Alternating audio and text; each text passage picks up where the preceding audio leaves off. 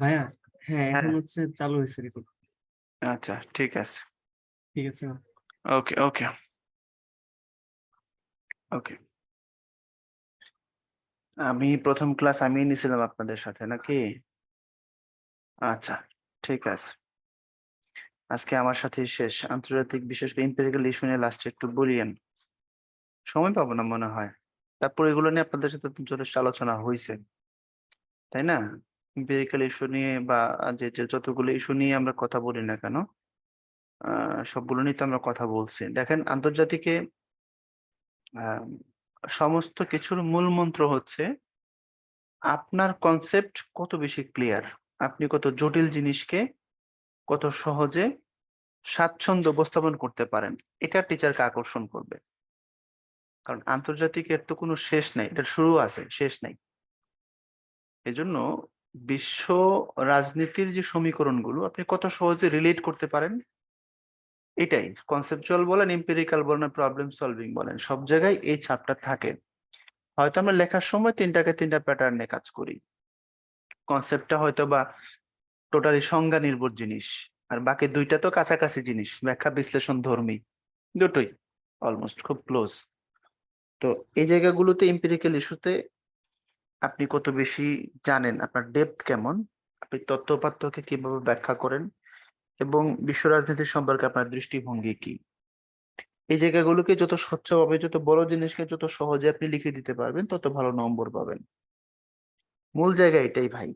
তো আপনি যদি ঘটনার ব্যাপারে, ইস্যু সম্পর্কে পরিষ্কার ধারণা রাখেন, এটা কোনো কিছুই ম্যাটার করে না, অটো লেখা ভালো হবে। বুঝতে পারছেন?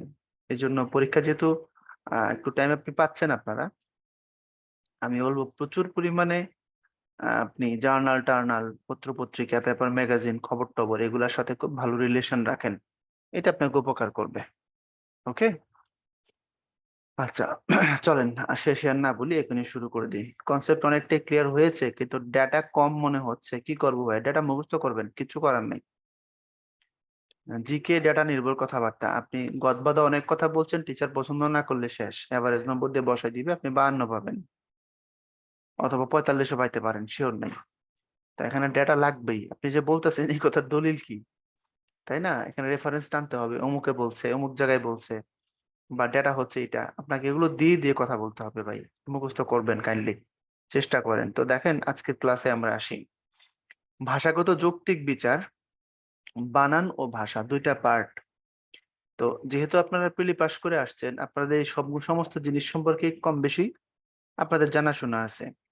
তো এগুলো নিয়ে খুব বেশি আপনার সাথে আমার এখানে ঘামে যেতে হবে ব্যাপারটা এমন না। আমি আপনাকে আবার একটু ধরাই দিব, এটাই, আর কিছু না।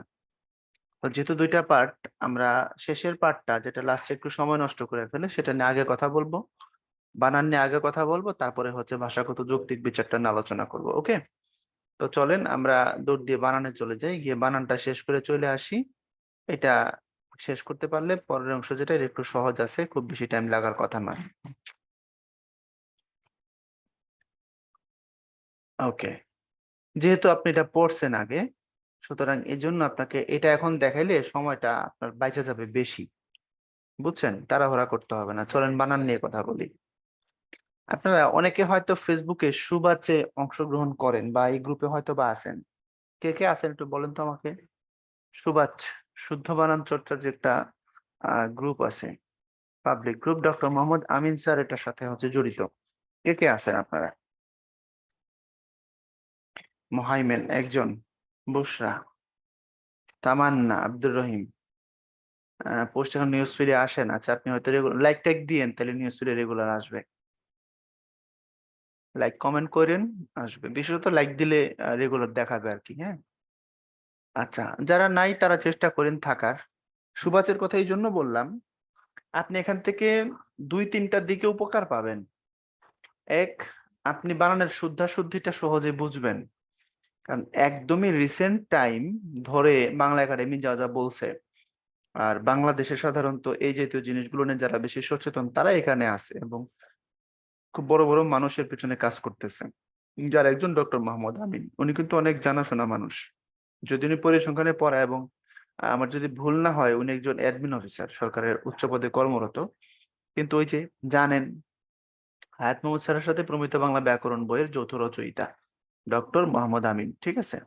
তো এরকম মানুষকে আপনি সহজে পাচ্ছেন এই জায়গাটার মধ্যে, এটা বিশাল ব্যাপার, 1 নম্বর জিনিস। 2 নম্বর জিনিস হচ্ছে আপনি নিজে আপডেট থাকবেন, এটার জন্য এটা খুব জরুরি। 3 নম্বর জিনিস, এখানে কেবল বানান নিয়ে আলোচনা করা হয় না, শিক্ষা রিলেটেড অনেক দারুণ দারুণ জিনিস নিয়ে এখানে আলাপ আলোচনা হয়, যদিও এখানে বিতর্কও হয়। হ্যাঁ, কেউ কেউ আছেন বিভিন্ন কিছুতে দ্বিমত করেন, কিছু কিছু কিছু মানুষ আছে একটু বেশি তালকানা টাইপের, দুই দিকেই কিছু কট্টর মানুষ আছে। যা হোক, সেটা আমাদের ব্যাপার না, আমরা এখান থেকে কত বেশি উপকৃত হইতে পারি সেটা হচ্ছে ফ্যাক্টর।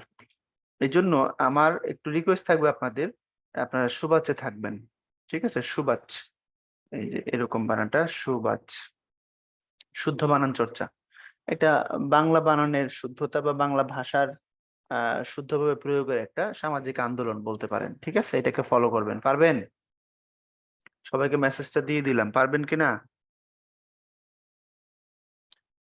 এটা একটু কইরেন, উপকার হবে ভাই, ভাইবাতে বানানো ধরে। এখন আসেন বাংলা একাডেমির যে বানান, যেগুলো আপনারা, হ্যাঁ প্রতীক অলরেডি জয়েন হয়ে গেছেন, থ্যাংক ইউ। বাংলা একাডেমির যে বানান যেগুলো আপনার প্রিলিতে অলরেডি পড়ে আসছেন, এটা কিন্তু প্রিলি এবং রিটেনের ক্লাস প্রায় সেম, কম বেশি একই জিনিস, আমরা 2বার পড়াই দিই আর কি। আর মেন্টাল এবিলিটিতে রিটেনে ভালো করার উপায় কি, এটা একটা ভালো আলোচনা, যে ভাই আমরা কিভাবে ভালো করব, আসেন সেটা একটু বলে দিই। আপনাকে কিচ্ছু করতে হবে না, আপনি বিগত প্রিলির সব কোশ্চেন পড়বেন, যতগুলো আছে বিগত রিটেনের অল কোশ্চেন আপনি পড়বেন, এটা হচ্ছে আপনার প্রথম কাজ। কথা কি বুঝছেন? বিগত প্রিলিমিনারি, বিগত রিটেন, যত কোশ্চেন আছে বিগত বছরের সব ভালো করে পড়বেন, এমন ভাবে পড়বেন যে আপনি দেখলে এটা পারেন, কোনো সমস্যা নেই, আপনি করতে পারবেন। এরপরে এটা শেষ করার পরে আপনি অধ্যায় ভিত্তিক প্র্যাকটিস করবেন, যে কোনো বই থেকে করেন, আমার কোনো বাধা নাই। এটা উত্তরণের বই হতে পারে, আপনার কোনো পছন্দের বই হতে পারে, কোনো অসুবিধা নেই।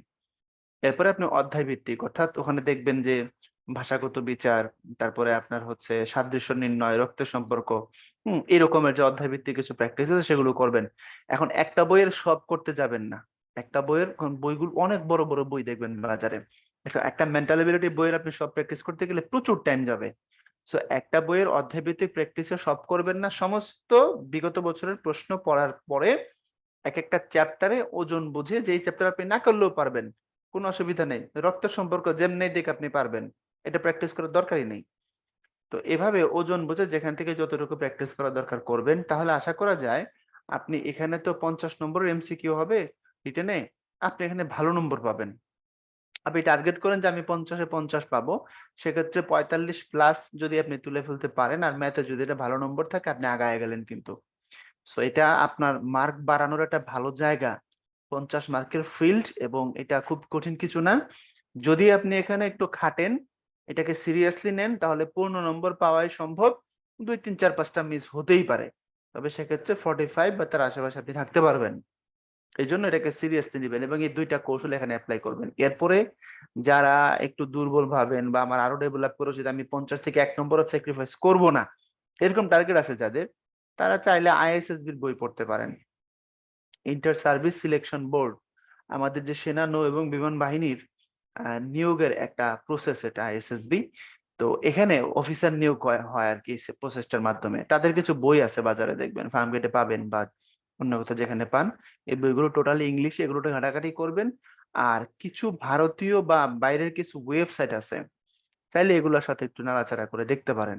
যদি এমন হয় যে আপনি 1 নাম্বার এখানে ছাড় দিতে চান না, আপনি 90 অ্যাভাব লাগবেই আপনার, ম্যাথ মেন্টাল মিলে করতে পারে, তো খুবই ভালো, খুবই ভালো।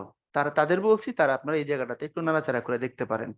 আমার মতো যারা নিরীহ ছাত্র, তাদের জন্য হয়েছে আপনি পিলে এবং রিটেনের সমস্ত কিছু পড়বেন বিগত বছরের, এরপরে একটা বই ধরে অধ্যায় ভিত্তিক প্রপার প্র্যাকটিস করবেন, এ হচ্ছে আমার পরামর্শ। এরপরে যারা চান, আরো যাদের আরো আরো দরকার, তারা আইএসএসবির কিছু বই ঘাটতে পারেন, অথবা কিছু ওয়েবসাইটের সাথে আপনি সংযুক্ত হয়ে ঘাটাঘাটি করতে পারেন। বুঝছেন কথা? আচ্ছা, যেহেতু এটা প্রশ্ন এখানে ব্যাক সাইডে এসে পাইছি, এটা একটু সলভ করে যাই। এটা কাচের বিকারে পানি এবং তেল আছে, এতে যদি আরো পানি মেশানো হয়, আরো পানি মেশাবে আর তেল না কিন্তু, তাহলে কেমন দেখাবে? নিচে পানি উপরে তেল, পানি ও তেল, নিচে পানি, পানি তেল, পানি, পানি তেল। আচ্ছা, এটা লেয়ার সবসময় 2টা হবে, যেহেতু তেল আর পানি, এখানে 2টা লেয়ারের বেশি হওয়ার কোনো চান্স নাই। তাহলে এটা 3টা লেয়ার, এটাও বাদ। আবার এখানে 3টা লেয়ার, মাঝখানে শূন্য দিছে, এটাও বাদ। এটা 2টাই আমাদের সাথে ফাঁকিবাজি করছে। এখানে বলছে পানীয় তেল, তো পানীয় তেল এক লেয়ারে কখনোই থাকবে না, এটা সম্ভব না। তো এইটাও বাদ। এখন বাকি আছে কোনটা? একটা। আপনি বুঝলে এটাই উত্তর, না বুঝলে এটাই উত্তর। আচ্ছা, উত্তর এটা কিভাবে? তেল আর পানি আপনি যত বেশি রাখেন পরিমাণে, যেটা কম বেশি যাই করেন না কেন, নাথিং, সবসময় পানিটা নিচেই থাকে, তেলটা উপরে ভাসতে থাকে। বুঝছেন বিষয়টা? হ্যাঁ, রেসপন্স করবেন, গুলি করে দেবো কিন্তু। আচ্ছা, তারপরে আসেন,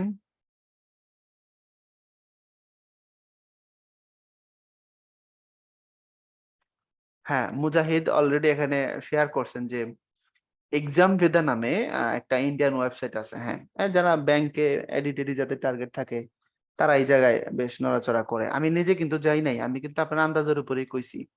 কিভাবে বলছি? আমার বন্ধু আছে ব্যাংকে, ভালো পোস্টে চাকরি করে, ও আমাকে এখানকার কিছু প্রশ্ন দেখাইছে যে ভাইয়া দেখো, এখানে এরকম এই লেভেলে আলোচনাগুলো আছে। আমি নিজে যে ওখানে যুক্ত হয়ে খুব ঘাটাঘাটি করে পড়ছি এমন না, তবে আমি জানি এখানে কি আছে। আমাদের কিছু এডি আছে, ছোট ভাই, যারা হচ্ছে এটার ব্যাপারে খুব ওয়াকিবহাল, তাদের কাছে আমি শুনছি। বাট আমি এখানে এক্সাম বেরাতে গিয়ে যে খুব বেশি নাড়াচাড়া করছি এমন না, আমি বইই পড়ছিলাম, প্লাস হচ্ছে আপনার বিগত বছরের প্রশ্ন ভালো মতো পড়ছি, হয়ে গেছে। ওটাই তো বললাম, আমার মতো নিরীহদের তো আমি আলাদা করেই দিলাম। আর যারা এর বাইরেও করতে চান তারা এরকম অনেক ওয়েবসাইট আছে, শুধু ইন্ডিয়ান না, বাইরেও আছে প্রচুর। আপনি ঘাটাঘাটি করে নিতে পারেন, আপনার ব্যাপার। ওকে, তবে এটা খুব বেশি যে করতে হবে প্যারা খাওয়ার কিছু নাই। এখন আসেন বানান, এই যে প্রথমটা, এটা কি ব্যাখ্যার কিছু আছে বলেন তো? আমি যখন আপনাদের বানান পড়াইছিলাম মনে করে দেখেন, আমি বলছিলাম যে যদি এমন হয় যে হ্রস্ব উকার দীর্ঘ উকার, হ্রস্ব ইকার দীর্ঘ ইকার দুটো দিলেই এটা শুদ্ধ, সেক্ষেত্রে সংস্কৃত বানানের ক্ষেত্রে আহ, আপনার একাডেমি বলতেছে আপনি কি নিবেন, হ্রস্বটা নেবেন। অর্থাৎ মনে করেন কোন একটা শব্দের বানানে হ্রস্ব ইকার দিলেও হবে, দীর্ঘ ইকার দিলেও হবে, হ্রস্ব উকার দিলেও হবে, দীর্ঘ উকার দিলেও হবে। তো বাংলা একাডেমি বলতেছে দুটোই যেখানে কারেক্ট, তুমি সেখানে চয়েস করো কোনটা, রসস্বরটা। যেমন ধরেন আপনি পদবী, এটাও কারেক্ট, পদবী এটাও কারেক্ট, কোনো অসুবিধা নেই। বলছে এটাকে বেশি বেশি করে কি করো, জোর দাও। উষা বানান, এটা কারেক্ট, কোনো অসুবিধা নাই। আবার উষা বানান এটাও কারেক্ট, বলছে এটা লেখো, কোনো অসুবিধা নেই। এখন সব জায়গায় দেখবেন নতুন মডার্ন সিস্টেম এটা চলছে, আমরা এখনো ওইটা লিখি। এটা ওই যে ছোটবেলায় আমরা শিখছি তো, আমাদের জেনারেশন। তো যে সকল বানানে হ্রস্বস্বর দীর্ঘস্বর, মানে হ্রস্ব উ দীর্ঘ উ, হ্রস্ব ই দীর্ঘ ই, দুটোই কারেক্ট, সেক্ষেত্রে বলছে হ্রস্বস্বরটাকে নিতে, যদি দুটোই হয়। আর দেখবেন এখন আপনার দীর্ঘস্বর যেটা, দীর্ঘ ই এবং দীর্ঘ উ, খুব সীমিত কিছু ক্ষেত্রে ব্যবহার হয়, বলতে গেলে এগুলো এখন আর নাই, পাত্তাই নাই। সীমিত মানে দেখবেন কেবল তৎসম কিছু নারীবাচক শব্দ আছে, এখানে অবশ্যই হয়, এগুলো চেঞ্জ করা যায় না। আর এর বাইরে কিছু শব্দ আছে, সেগুলো আবার ঝামেলা হয়। যেমন প্রতিযোগী আপনি এভাবেই লিখবেন, কিন্তু যদি প্রতিযোগী তা লিখেন সেক্ষেত্রে আবার কি করতে হয়, প্রতিযোগিতা করে ফেলতে হয়। তাই না? আপনি মন্ত্রী লেখার সময় এভাবেই লিখেন, কিন্তু যখন আপনি মন্ত্রী সভা করেন তখন আবার কি করতে হয়, মন্ত্রী সভা করে ফেলতে হয়। তো দীর্ঘস্বর যেটা, এটা খুব সীমিত, খুব সংকীর্ণ কিছু জায়গায় এখন পর্যন্ত ব্যবহার হচ্ছে, এবং এটা খুব একটা সাইন যে ভবিষ্যৎ আর হবে না। তাহলে দেখেন তো, দীর্ঘস্বর এখন পর্যন্ত ব্যবহার আছে কোথায়? ব্যবহার আছে হচ্ছে তৎসম শব্দে। আচ্ছা, তৎসম শব্দের সব জায়গায় কি আছে, কথা বলেন, বলেন তো। যত তৎসম শব্দ আছে সব জায়গায় কি আছে দীর্ঘস্বরের ব্যবহার? দ্রুত বলেন। হ্যাঁ, নাই গো ভাই, নাই। তৎসমের সব জায়গাতে নাই, তৎসমের কিছু জায়গায় আছে। তার মধ্যে দুটো দেখাইলাম আপনাকে, এর বাইরে আবার বলছে যেখানে হ্রস্বস্বর দিলেও হবে তৎসমে, দীর্ঘস্বর দিলেও হবে, সেখানে আবার বলছে যে কাহিনীর কোনো দরকারই নেই, সেখানে হ্রস্বস্বর নিয়ে নিতে হবে। এর মানে হচ্ছে আমাদের ভাষায় দীর্ঘস্বরের ব্যবহার বলতে গেলে শেষ নাই। বুঝছেন? এই জন্য মনে রাখেন, আমাদের যে উৎসের হিসাব যদি আপনি করি, প্রথমত হচ্ছে তৎসম, তারপরে হচ্ছে আপনার অর্ধ তৎসম, তারপরে হচ্ছে তদ্ভব, তারপরে হচ্ছে দেশি, তারপরে হচ্ছে বিদেশি। এই যে এত বড় সেক্টর, হ্রস্বস্বরের ব্যবহার শুধু এই জায়গায়, সরি, দীর্ঘস্বরের ব্যবহার শুধু এই জায়গায়, তাও আবার সবকিছুতে না, নির্ধারণ করে দিছে। বাকি যত শব্দ আছে সব জায়গায় খেয়াল করে দেখেন, সোজা বলে দিয়ে রাখছে আপনি হ্রস্বস্বর ব্যবহার করবেন, কোনো পাকনামি চলবে না। ভাষা সহজ, চটুল, জীবন্ত, গতিশীল হয়ে গেছে। এর মানে হচ্ছে উৎসের দিকে যদি আপনি 5 ভাবে শব্দকে নেন, 4 জায়গাতে হ্রস্বস্বর, এক জায়গায় দীর্ঘস্বর, এক জায়গাতে আবার দীর্ঘস্বরের পরে বলছে যদি দুটোই হয়ে থাকে, জায়েজ হয়ে থাকে, সেখানেও আপনাকে কি করতে হবে? হ্রস্বস্বরই নিতে হবে। কথা কি বুঝছেন? নাকি আমি একাই সব বুঝলাম? ক্লিয়ার কিনা বলেন? ওকে। আচ্ছা, একজন প্রশ্ন করছেন যে প্রত্যুষের মধ্যে কোনটা হবে অধিকারী? প্রত্যুষে তো প্রতিযোগ উষ না, এটা যেহেতু সন্ধিবদ্ধ শব্দ, তো ওখানে বলাই আছে যে এপাশে যদি ই থাকে ওপাশে যদি উ থাকে, দুটো মিলে উ হবে। ওটা সন্ধিবদ্ধ হিসাবে সেটা প্রত্যুষ দীর্ঘকার দিয়ে লেখা হয়। বুঝছেন এবার? এটা সন্ধির নিয়ম ওই জায়গায় পড়ে গেছে। সন্ধি বানানকে অনেকাংশে কন্ট্রোল করে। সন্ধি মূলত বানানেরই টপিক, আমরা হয়তো জানি না, আমরা সন্ধিকে আলাদা করে পড়ি আর কি, আর কিছু না। ঠিক আছে। আচ্ছা, এখন আসেন, এই যে এই কথাগুলো বললাম, দেখবেন এখান থেকে আপনার অনেকগুলো রুল অটো কাভার হয়ে যাবে। এরপরে ভাষা এবং জাতির নামে বাংলা একাডেমি বলছে সবসময় হ্রস্ব স্বর দিতে, এগুলো আমরা জানি। তো দেখেন আপনি অলরেডি এটা আমরা আপনাদের বললাম, এই যে এটা, তাহলে যদি দুটোই শুদ্ধ হয় হ্রস্ব স্বর দিবেন। রেফের পরে ব্যঞ্জন বর্ণের দিতে হবে না। আমি আপনাদের সবসময় আমার ব্যক্তিগত জীবনের ঘটনা এখানে বলি, কারণ আমি ছোটবেলায় আদর্শ ছেলে মুখস্থ করেছিলাম এরকম, আদর্শ ছেলে দিয়ে দুটো তালব্যস্য বলতাম, কিন্তু কথাটা আদর্শ নয়, কথাটা আদর্শ। রেফের কারণে কারোরই ডাবল হয় না। বুঝেন না কেন? রেফ যত জায়গায় বসবে মনে রাখবেন, রেফ যার উপরে বসে অবস্থান তার আগে, ভালো মতো বুঝেন। রেফ যে ব্যঞ্জনের উপরে থাকে অবস্থান তার আগে, মানে বুঝেন নাই, বর্ষা দিয়ে বলি তাইলে না বুঝবেন। এই বর্ষাকে লিখলে আপনি এভাবে লিখেন না? যদি এভাবে লিখে থাকেন এখানে একটা হসন্ত দিয়ে, তাহলে কথাটা তো এটাই আপনার রেফ হয়ে উপরে গেছে। তো রেফ যার উপরে থাকে অবস্থান তার আগে হয়। তো রেফ একটা মানে ফলা হিসেবে বলতে পারেন আপনি, যদিও রেফকে আমরা ফলা বলি না, ফলা হিসেবে আমরা রফলা টফলা নিচে দিয়ে যাই, ওইরকম একটা সংক্ষিপ্ত ফরম্যাটে সে উপরে গিয়ে বসছে। তো তার জন্য কি ডাবল করে ফেলতে হবে নাকি? এমন কোনো কথা আছে নাকি? কথা কি বুঝাতে পারছি আপনাকে? আপনি বললেন যে পর্যায়, তো পর্যায় লেখার সময় আপনি তো মূলত এইভাবে আপনি পর্যায়টা লিখতে পারেন। আপনি উপরে না বসায় পাশে বসাইছেন, আর এখানে উপরে বসাইছেন, তার জন্য ডাবল হওয়ার তো কোনো চান্স নাই। এই জন্য রেফ যার উপরে থাকে মূলত অবস্থান তার আগে। আর যত কার আছে সব ব্যঞ্জনের কোথায় বলেন তো? ব্যঞ্জনের আগে না পরে? হ্যালো? যত কার আছে সব ব্যঞ্জনের পরে, সব ব্যঞ্জনের পরে। হ্যাঁ, যেমন ওগো বধূ সুন্দরী বউ। হ্যাঁ, যারা বিয়ে করছেন তারা বুঝবেন। হ্যাঁ, বউকে যখন সুইট করে ডাকতে হয়, জানতো আমার বেবিটা। তো এখন আপনি আগে কি বলেন? আপনি কি আগে ওকার বলেন নাকি আগে ব বলেন? আগে ব বলেন তারপরে ও বলেন, বউ বলেন। নইলে আগে এ বলতে হবে তারপরে ব বলতে হবে। এখন যদি এ বউ বলেন তাহলে খবর আছে, কিন্তু রান্না বান্না বন্ধ, মাইর তো খাবেনি। তো যত কার আছে সব ব্যঞ্জনের পরে। আপনি যখন নৌকা বলেন আগে কি বলেন? আগে নটা বলেন। আপনি যখন পানি বলেন আগে দন্তন্য বলেন পান ই। এখানে লিখছেন ঠিকই আগে, কিন্তু অবস্থান আসলে তো পরে, রাইট? তো যত কার সব ব্যঞ্জনের পরে, আর রেফ যার উপরে আছে অবস্থান তার আগে। এগুলো একদম বেসিকেরও বেসিক, এগুলো আপনার জানা থাকতেই হবে, মাস্ট। এরপরে সন্ধির নিয়ম, এটা পড়ানোর দরকার নেই মনে হয় আপনার, এটা বহু আলোচনা হয়েছে। এটা সন্ধির নিয়মে দেখবেন, এই যে আমরা যখন বলি ভয়ঙ্কর, শুভঙ্কর যখন বলি আমরা, হ্যাঁ, এই যে দেখেন, বা সঙ্গীত যখন বলি সম যোগ গীত, তো এগুলো বলছে আপনাকে যে সন্ধির ক্ষেত্রে ক খ গ ঘ যদি পরে থাকে, এর আগে যদি ম থাকে সেটা অনুস্বার হবে। অর্থাৎ এই যে এখানে গ আছে, যদি এখানে গ না থেকে ক থাকতো, খ থাকতো, গ থাকতো, ঘ থাকতো, তখন কি হইতো?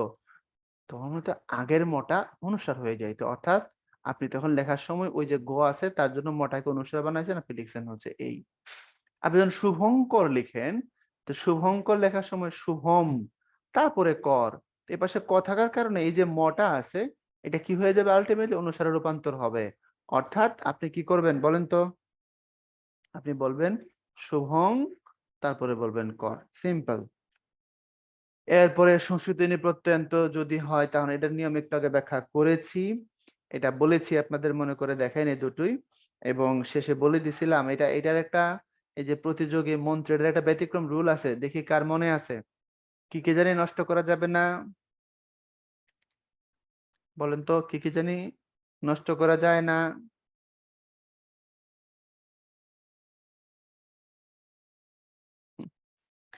হ্যাঁ, ভার্জিনিটি।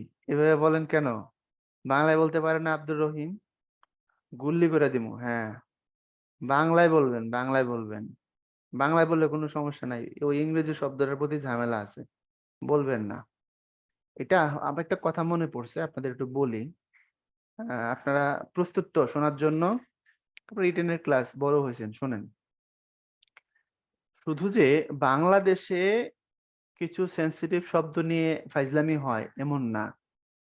আমরা যে বলি যে পশ্চিমারা অনেক সভ্য, অনেক ভালো, এটা ওটা মিথ্যা কথা, এগুলো সব মিথ্যা কথা। আপনি চাইলে ইউটিউব থেকে ঘেটে দেখতে পারেন। বিশ্বের সেরা একজন উপস্থাপক বলা হয় অপরা উইনফ্রে, আপনারা চিনেন না? যুক্তরাষ্ট্রের কালো করে একটা ভদ্র মহিলা আছে, অপরা উইনফ্রে।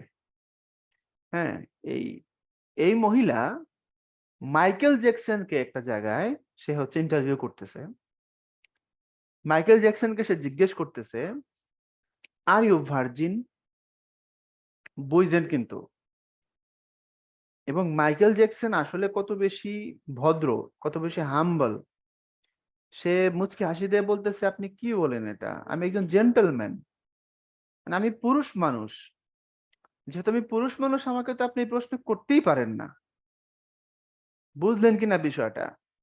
মানে মাইকেল জ্যাকসনকে সে হচ্ছে শেমিং করতেছে। এটাকে কি শেমিং বলে আমি জানি না, বা কি টিজ বলে আমি জানি না। একজন এত বেশি প্রথিতযশা একজন উপস্থাপিকা, সে মাইকেল জ্যাকসনকে বলতেছে আর ইউ ভার্জিন। সে বলতেছে, আপনি এটা কি বলেন? আমি একজন জেন্টলম্যান, এই প্রশ্ন আমাকে করতে পারেন না। সে খুব বিনীতভাবে এটা প্রতিবাদ করলো। বাংলাদেশে যদি এমন প্রশ্ন কেউ করতো, কি ঝামেলা হইতো বলেন? ভেজাল বাধাই দিতাম আমরা, ডেফিনেটলি ভেজাল বাধাই দিতাম, আমরা প্রতিবাদী।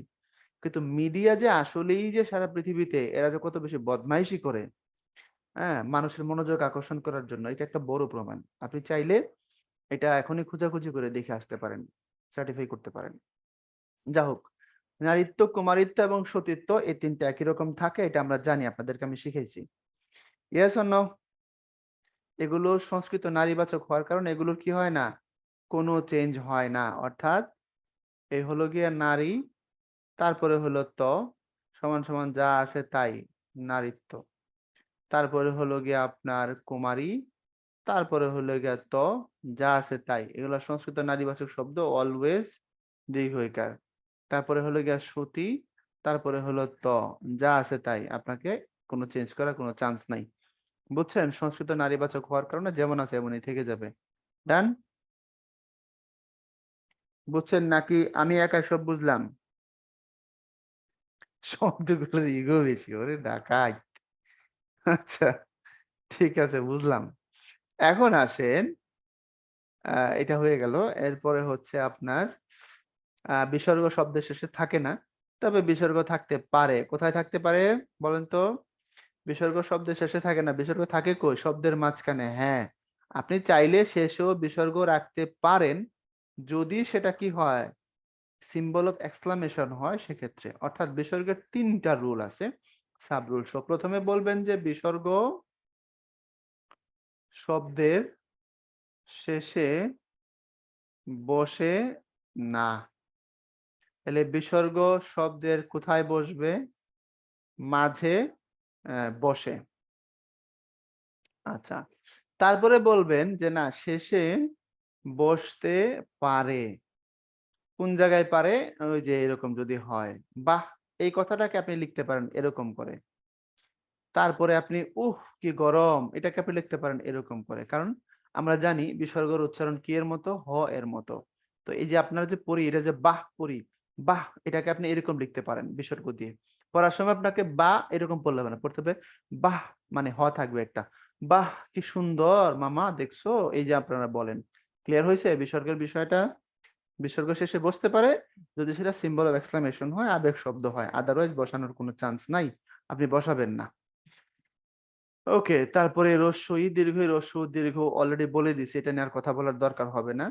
যদি অতৎসম হয়, অর্থাৎ তদ্ভব দেশে বিদেশে ইত্যাদি হয়, তখন রস্য স্বর হবে। এরপরে উ এবং আপনার অনুসারের যে ভেজাল সেটা। আচ্ছা, উ আর অনুসারে একটা মারাত্মক সুইট ভেজাল আছে, সেটা হচ্ছে এই যে আমরা বলছি অনুসার এবং উ দুটোর উচ্চারণ সেম, দুটোর কাজ সেম, দুটোর ব্যবহারের ক্ষেত্র পর্যন্ত একই রকম। তবে যদি শুধুমাত্র আপনি দেখেন যে প্রত্যয় যুক্ত হচ্ছে, প্রত্যয় যুক্ত হওয়ার ক্ষেত্রে আপনাকে ও দিতে হবে। যেমন আপনি লিখতে পারেন বাংলাদেশ, ভালো মতো বুঝেন, আগেই তর্ক করেন না, শুনেন।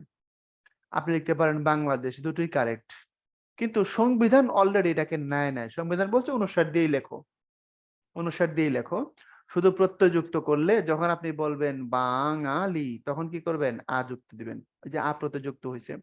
যখন আপনি বলবেন রঙিন তখন কি হবে, প্রত্যয় যুক্ত হওয়ার সময় এটা অনুস্বার হবে। যখন আপনি বলবেন রঙের তখন হবে, কারণ রঙের কথার মধ্যে তো আর আপনি এরকম করে এটা তো লেখার কোনো চান্স নাই। তো দুটো একই রকম, সব জায়গায় আপনি অনুস্বার দিবেন, শুধুমাত্র প্রত্যয় যখন যুক্ত হবে তখন আপনি ও দিবেন। ক্লিয়ার কিনা, মাথায় গেছে? এই প্রশান্ত, গুলি করে দেব। আচ্ছা, ইখতিয়ার বলতেছে ভাই আপনি কোন ক্যাডার? আমি ক্যাডার অফ ক্যাডার্স। এবার বুঝছেন? আচ্ছা, তারপরে আসেন, আমরা বলছি মূর্ধন্য এবং দন্তন্য, এটা নিয়ে কি বলার দরকার আছে? বিদেশি শব্দে সবসময় কি হবে, দন্তন্য হবে।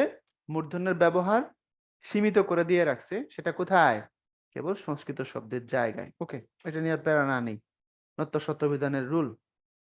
এরপরে আসেন তালব্যস্য, মূর্ধন্যস্য, দন্তস্য কোনটা কোথায় হবে। এটাকে কচি করে আপনাদেরকে এক বাক্যে এক কথায় শেষ করে দিই। দেখেন, তালব্যস্য, মূর্ধন্যস্য এবং দন্তস্য কোনটা কোথায় হবে। ইংরেজি বানানের বা ইংরেজি শব্দের প্রতিবর্ণীকরণ বলে একটা কথা আছে, এটা মনে হয় আপনারা জানেন। যেমন ধরেন ইংরেজি একটা শব্দ আপনি বললেন এল ই, লেসন, আবার আপনি বললেন মিশন, আপনি বললেন পজিশন। দেখেন ভালো মতো বুঝেন, যখন আপনি ইংরেজি শব্দগুলোকে বাংলায় প্রতিবর্ণীকরণ করবেন তখন কি করবেন। 1 নম্বর, মূর্ধন্য ষ হবে না। ক্লিয়ার কিনা বলেন? কারণ বিদেশি শব্দে মূর্ধন্য ষ ব্যবহার নাই, এটা বাদ, এটা বিশ্বাসঘাতক। আচ্ছা, এর থেকে বড় বিশ্বাসঘাতক আর আছে কিনা আসেন দেখি। এবার আসেন দন্তস্ব এবং তালব্যস্য, এদের ব্যবহার করা যায় কিনা। হ্যাঁ, এটা না ব্যবহার করার একটা চান্স আছে। তবে আপনি যেখানে যেখানে দেখবেন এটা স এর মতো হচ্ছে, যেমন লেসন, সেক্ষেত্রে আপনি স্বর ব্যবহার করবেন, অর্থাৎ দন্ত স্বর ব্যবহার করবেন। আর বাকি সব জায়গায় এই যে mission, position, hyper tension, celebration, সব জায়গায় আপনি তালব্যস্য দিবেন। অর্থাৎ যেখানে কথাটা কেবল স হিসাবে আসছে সেখানে তালব্যস্য দিবেন, যেখানে কথাটা স স মনে হয় সেখানে আপনি কি দিবেন, দন্তস্য দিবেন। এই ছিল ব্যাপার, মূর্ধন্য ষ আনার কোনো চান্স নাই, এটা বাদ। এখন যেমন দেখেন আপনি লিখছেন ক্যাশ, আমরা যখন বলি ক্যাশ মানি, আমরা কি ক্যাশ মানি বলি নাকি ক্যাশ বলি, সো তালব্যস্য হবে। কিন্তু স্যার আপনি কেমন আছেন, তখন এস আই আর স্যার দন্তস্য দিবেন, তখন তো আপনি বলেন না স্যার আপনি কেমন আছেন। হ্যাঁ, অবশ্যই এটা আঞ্চলিকতার কিছু দোষ আছে, সেটা ভিন্ন জিনিস। আপনাকে প্রমিত বাংলায় আসলে এই কথাটাকে মেনটেন করতে হবে। প্রতিবর্ণীকরণ বুঝছেন নাকি আমি একাই বুঝলাম? ক্লিয়ার?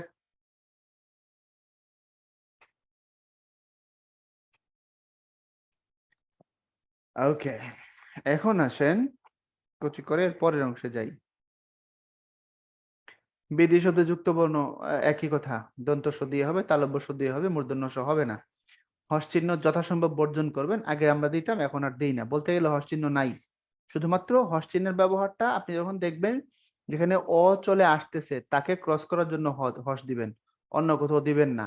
যেমন আমরা যখন বলি আল্লাহ, হস চিহ্ন দিবেন, নইলে আল্লাহ হয়ে যাবে। আল্লাহ কথাটা আরবি উচ্চারণের গ্রামার অনুযায়ী ঠিক নাই, এই জন্য আল্লাহ এটা ঠিক উচ্চারণ। যখন আমরা বলি আহ কি মজা, তখন যদি আপনি এখানে হসন্ত না দেন উচ্চারণ করতে হবে আহ কি মজা। তো এই জন্য হস কেবল এইসব জায়গায় সীমাবদ্ধ, আর বাকি যেসব জায়গায় আমরা হস দিতাম বা স্টিল অনেকে দেয় সেগুলো বাদ, এগুলো আর দিব না। হিসাব শেষ, হস চিহ্ন গেল। এরপরে আসেন এবার আমরা একটু প্র্যাকটিস করি। যা যা এতক্ষণ ধরে কথা বললাম বুঝছেন কিনা বলেন।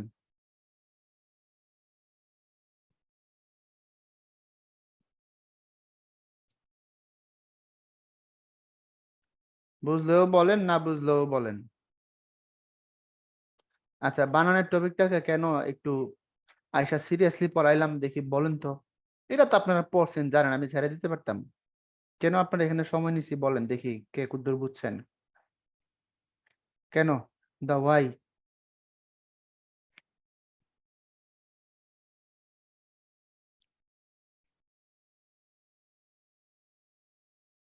হুম, বাংলার জন্য মাস্ট এটা। আপনার বাংলায় তো বানান থেকে পরীক্ষার প্রশ্ন আসবে, নিয়ম লিখে দিয়ে আসতে হবে আপনাকে।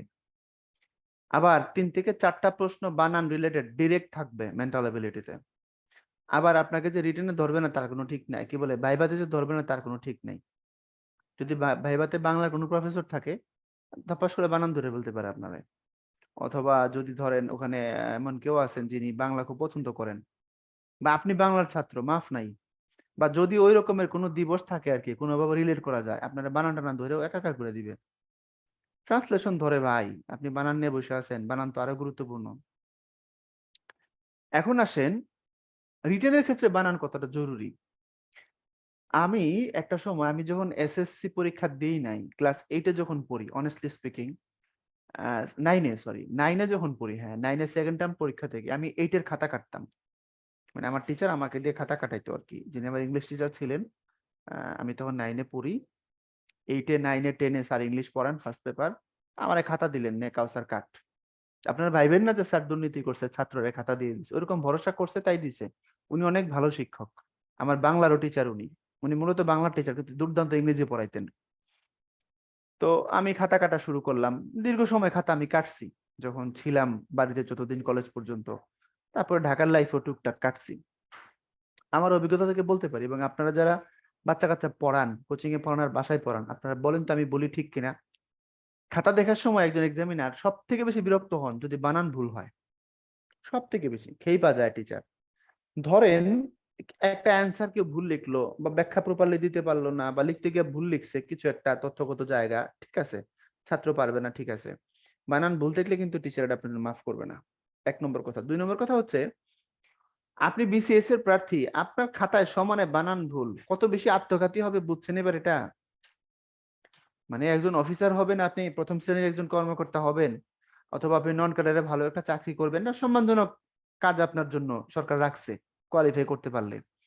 তো এখন আপনি বানান ভুল করতেছেন ভুরি ভুরি, যিনি খাতা নিয়ে বসবেন তিনি আপনার একদম মনে ম্যাসাকার করে ফেলাবে। ঠিক এই কারণে আমার মনে হয়, আমার একটা বন্ধু 38 বিসিএস এ আমরা একই সাথে থাকতাম তখন, রিটেন দেওয়ার পরে ও পরীক্ষা দিয়েই বলতো এরকম এরকম দিছে, এবং আমি দেখতাম যে আমার থেকে সে পরীক্ষা ভালো দিছে, ওর বর্ণনা অনুযায়ী আর কি।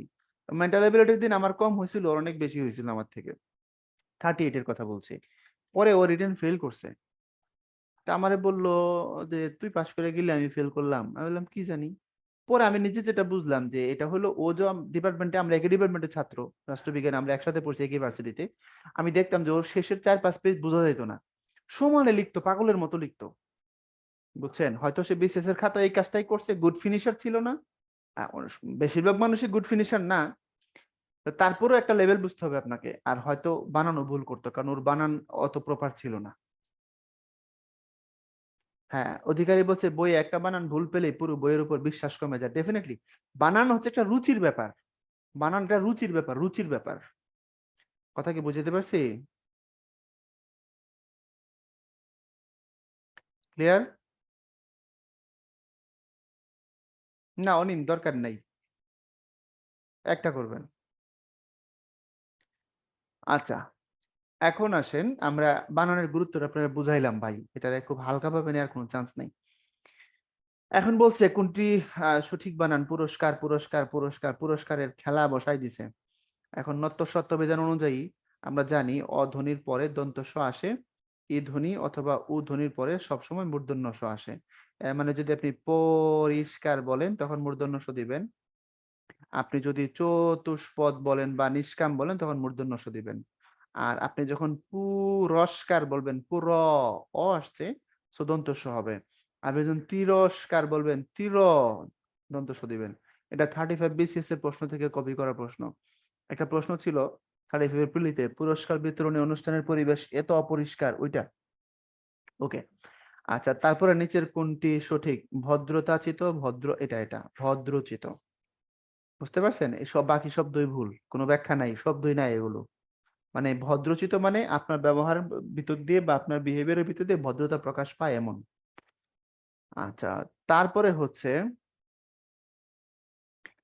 কোনটি শুদ্ধ বানান? প্রণয়ন প্রণয়ন প্রণয়ন প্রণয়ন প্রণয়ন শব্দটা সংস্কৃত, আর শুরুতে রফলা আছে সুতরাং পরে মূর্ধন্য হবে। এক কথায় কোনো আওয়াজ নাই। সংস্কৃত শব্দ রফলা আছে, মূর্ধন্য হবে। এরপরে কোনটি শুদ্ধ বানান? শ্রদ্ধাঞ্জলি, প্রথমটাতে শুদ্ধ বানান, বানান নিয়ে তো এখানে ঝামেলার কিছু নাই, কারণ আপনি যখন সন্ধি করবেন এটা হচ্ছে শ্রদ্ধা যোগ অঞ্জলি। তো এই যে অঞ্জলি বানান, তো অঞ্জলি যা আছে তাই করবেন, এটা তো রস্বইকার দীর্ঘইকার চেঞ্জ হওয়ার কোনো চান্স নাই, যা আছে তাই। ক্লিয়ার? আচ্ছা, তারপরে হচ্ছে নিচের কোন বাক্যটি শুদ্ধ? তার সংস্কৃতি নেই, না হবে না, তার সংস্কৃতি নেই, এটা এই সংস্কৃতি বানানটা ভুল, এখানে সংস্কৃত বানানটা ভুল। ওকে, তার সংস্কৃতি নেই, এটা হলো ঠিক। তারপরে কোনটি শুদ্ধ বানান? স্বায়ত্ত শাসন, প্রথম দিকে বফলা থাকবে, পরে আর থাকবে না, এটা মনে রাখার সিস্টেম এটা। বফলা শুরুতে থাকবে, পরে আর থাকবে না। তো এখন দেখেন তো বফলা কোথায় শুরুতে আছে, পরে আর নাই? বফলা এই যে প্রথমে এখানে আছে, পরে আর নাই। বুঝছেন এবার? স্বায়ত্ত শাসন, বফলা শুরুতে আছে, পরে আর নাই, এবার মনে রেখে দিবেন। এরপরে কোন বানানটি শুদ্ধ? কনিনিকা, কনি, হ্যাঁ প্রথমটাই শুদ্ধ, কনিনিকা। কনিনিকা কিসের নাম দেখি, কে পারেন বলেন, এটা কিসের নাম? হ্যাঁ, অনিম বলছে স্বযোগায়ত্ত, হ্যাঁ বলতে পারেন। স্বায়ত্ত শাসন মানে হচ্ছে আপনার এই স্ব প্লাস আয়ত্ত, তাই না? নিজের আয়ত্তে আছে স্বায়ত্ত। কনিনিকা অ্যাক্ট্রেসের নাম, এটা ডাকাইত নাকি? মেয়ে ছাড়া কিছু চোখে দেখে না। কনিনিকা কিসের নাম সেটা বলছি। সব তো দেখি শিমুলের ভক্ত গো।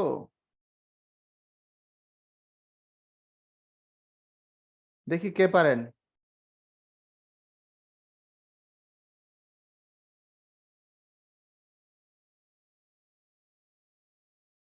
না, চোখের যে পিউপিলটা আছে এটার একটা নাম হচ্ছে চোখের তারা বা মণিকা, কনিনিকা বলে। আর আমাদের যে আঙ্গুলগুলো আছে, ছোট্ট যে আঙ্গুলটা, এটার নাম কনিনিকা বা কনিষ্ঠা আর কি। আবার ছোট বোন অর্থ কনিনিকার ব্যবহার আছে। কোনো মানুষের নাম থাকতে পারে, সেটা তো অর্থ না। আচ্ছা, হ্যাঁ ঠিক আছে। তারপরে আসেন, কোন বানানটি শুদ্ধ? নিরীক্ষণ, প্রথমটা রস্বইকার, পরেরটা দীর্ঘইকার।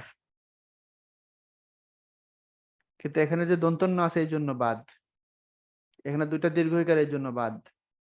প্রথমে রস্বই, পরে দীর্ঘই। ওকে। তারপরে কোন বানানটি শুদ্ধ? জবা কুসুম, তিমির বিদারী, সলিল সমাধি, যৌবন, সূর্য। অশুদ্ধ বলছে না? কোন বানানটি অশুদ্ধ? জবা ও কুসুম, জবা কুসুম, তিমিরকে যে বিদারণ করে, তিমির বিদারী, সলিল সমাধি, সলিল সমাধি। ভাই সলিল বানানটার মধ্যে ঝামেলা আছে, রাইট? সমাধি বানান এখন রস্বইকার চলে, যেহেতু এটা আপনার নাউন, টোটালি নাউন। তো সলিল সমাধিটা, যৌবন সূর্য, ঠিক আছে। কেউ যদি পানিতে ডুবে মরে, ওই ট্র্যাজেডিটা বোঝানোর জন্য আমরা বলি যেটা হচ্ছে আপনার সলিল সমাধি হয়েছে। এরপরে দেখেন কোন বানানটি অশুদ্ধ? সমিতি, জ্যামিতি, প্রতীতি, তারপরে হচ্ছে প্রকৃতি। প্রতীতি অশুদ্ধ। প্রতীতি শব্দের অর্থ যদি সবাই বলতে পারেন, দ্রুত বলেন তো দেখি, প্রতীতি মানে কি? কোনো গুগল করবেন না, আপনার ডাকাইত। গুগলে ঢুকে পড়েন কেন? প্রতীতি মানে কি বলেন?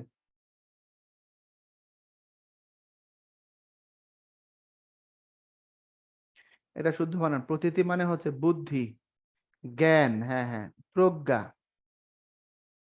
বুদ্ধি বা জ্ঞান, প্রতীতি। আজকাল অনেক মেয়েদের নাম আছে প্রতীতি, বুঝছেন? এটা কিন্তু উপরের বানানটা ঠিক, হ্যাঁ। কোন বানানটি ভুল? মরুদ্যান, কটূক্তি, পরিপক্ক, অঞ্জলি। মরুদ্যান, মরু আর উদ্যান ঠিকই আছে, কটূক্তিও ঠিক আছে, পরিপক্ক এখানে কর নিচে ব ফলা হবে, এটা ভুল। বুঝছেন? এটা ভুল বানান, ব ফলা না দিয়ে দুইটা ক দিয়ে দিছে। আর অঞ্জলি তো অবশ্যই ঠিক। আচ্ছা, কোন শব্দটি শুদ্ধ বানানে লিখিত নয়? মানে ভুল বানান কোনটা? পূবালী, যুদ্ধমান, আকাঙ্ক্ষা, আশিস। আচ্ছা, এখন দেখেন পূবালী বানানটা কেন ভুল। এখানে আলী হচ্ছে প্রত্যয়, বুঝছেন? কিন্তু আলী কি প্রত্যয়? বাংলা বানানের নিয়ম অনুযায়ী আছে, বাংলার মধ্যে পড়লে দেখবেন যে আলী প্রত্যয়যুক্ত শব্দগুলো সবগুলো রস্বইকার দিয়ে হবে। যেমন সোনালী, রূপালী, পূবালী, চৈতালি, ইত্যাদি ইত্যাদি। তো এই জন্য যেহেতু এখানে এটা আলী প্রত্যয়যুক্ত অর্থ অবস্থায় আছে, তো এটা রস্বইকার হবে। হ্যাঁ, দীর্ঘইকার দিয়ে রাখছে, এটা ভুল আছে, এই জন্য এটাই ভুল। এখন তো আসে বলবেন ভাই পূবালী ব্যাংক, সোনালী ব্যাংক, হ্যাঁ ঝামেলা আছে, বলছি। পূবালী এবং সোনালী ব্যাংক, তারা যে তাদের বানানে দীর্ঘইকার ব্যবহার করে, করতেই পারে। এটা কমন নাউন না প্রপার নাউন? এটা প্রপার নাউন। সো প্রপার নাউনে যে নিজের নামের বানান যেভাবে রাখবে সেটা আপনাকে মানতে হবে, কিছু করার নাই। যেমন দেখেন শরৎ বাবু, এই হলো গিয়া শরৎ, তারপরে হলো গিয়া চন্দ্র, শরৎকালের চাঁদ। সন্ধির নিয়মে সবাই পিলিতে পরে আসছেন, এখানে যে খণ্ডত্ব আছে সুতরাং তার পরের ব্যঞ্জন ডাবল হয়ে যাবে, যেমন উত যোগ লাস, উল্লাস। তাহলে ঘটনা ঘটবে হচ্ছে এরকম শরৎচন্দ্র, কিন্তু মামুর বেটা কে এটা কি মানছে নাকি? মামুর বেটা মাঝখানে প্লাস তুলে দিয়ে নিজের নাম এভাবেই লিখছে শরৎ, তারপরে চন্দ্র, কিছু করার আছে? এটা প্রপার নাউন, সে রাখছে, আপনার তাতে সমস্যা কি? ক্লিয়ার? তো প্রপার নাউন নিয়ে কোনো ঝামেলা নাই, যে যেভাবে রাখে সে সেভাবে রাখতে পারবে। ওকে, এরপরে আসেন কিছু ইংরাজি জিনিস একটু দেখি। Which is the correct spelling miscellaneous? প্রথমটাই, প্রথমটাই। এখন ইংরেজি বানান আপনাকে কিভাবে মনে রাখেন আমি জানি না, লেখালেখি করবেন বেশি বেশি, ইংরেজি পত্র পত্রিকা পড়বেন, তাহলে হয়ে যাবে। আর একটা জিনিস করতে পারেন, সিলেবল দিয়ে দিয়ে পড়তে পারেন, তাহলে ইংরেজি বানানের কিছুটা সুবিধা পাবেন। এরপরে নিচের কোনটি শুদ্ধ বানান? অ্যাসাইনমেন্ট, অ্যাসাইনমেন্ট, অ্যাসাইনমেন্ট, হ্যাঁ ডাবল এস, তারপরে জির পরে এন থাকে, ফরেইনারের মতো আর কি, জির পরে এন থাকে। হ্যাঁ, ভার্সিটির কথা মনে পড়ছে? হ্যালো জনগণ, আমার মনে পড়ছে, আপনাদের না পড়তে পারে, আমার মনে পড়ছে। হ্যাঁ, একজন বলছে আবার বলেন, আরে ভাই এই যে জিটা আছে না, তারপরে এন থাকে বলছি। ঠিক আছে, অনেকে লেখবার সময় আমরা যেমন শুরুতে যখন করতাম আমার একটু আঁকা বাঁকা লাগতো, এনটা আসলে কোথায় দিব, কথা বুঝছেন? হ্যাঁ, কপি করে মারা দিতেন, কপি না খালি আমার অ্যাসাইনমেন্ট আমার বন্ধুরা দিচ্ছে, আমি জানি না, ক্লাস নিতেছি ঢাকার বাইরে, এদিক ওদিক করে ক্যাম্পাসে যাই না, পরে গিয়ে শুনলাম যে অ্যাসাইনমেন্ট টিচার দিছিল এবং সেটা সময় চলে গেছে। আমি বললাম এখন আমার কি হবে? তো আমার বন্ধুরা বললো যে তুমি তো শালা টাকা কামাই বেড়াচ্ছ, তো বেড়াও, সমস্যা নাই, তোমার অ্যাসাইনমেন্ট দেওয়া হয়ে গেছে। কেমনি কি? আমরা টপিক নিয়ে আসছি, দিয়ে দিছি অ্যাসাইনমেন্ট, অসুবিধা নেই। অ্যাসাইনমেন্টও হয়ে গেছে, মার্কও পাওয়া গেছে।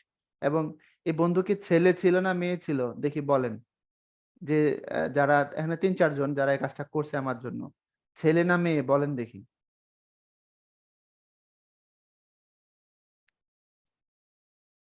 আপনাদের বেশিরভাগেরই চিন্তায় ঝামেলা আছে, হ্যাঁ, মন পবিত্র করেন, তাবলিগে যান নিয়ে।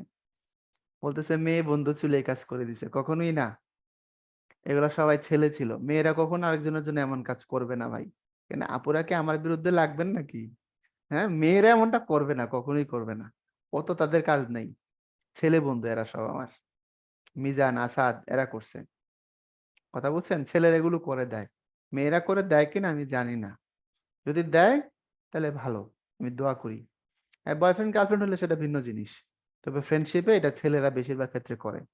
আর যদি মেয়েরা করে তাহলে আমি তাদের জন্য দোয়া করি, আল্লাহ যেন মরলে জান্নাত দেয়।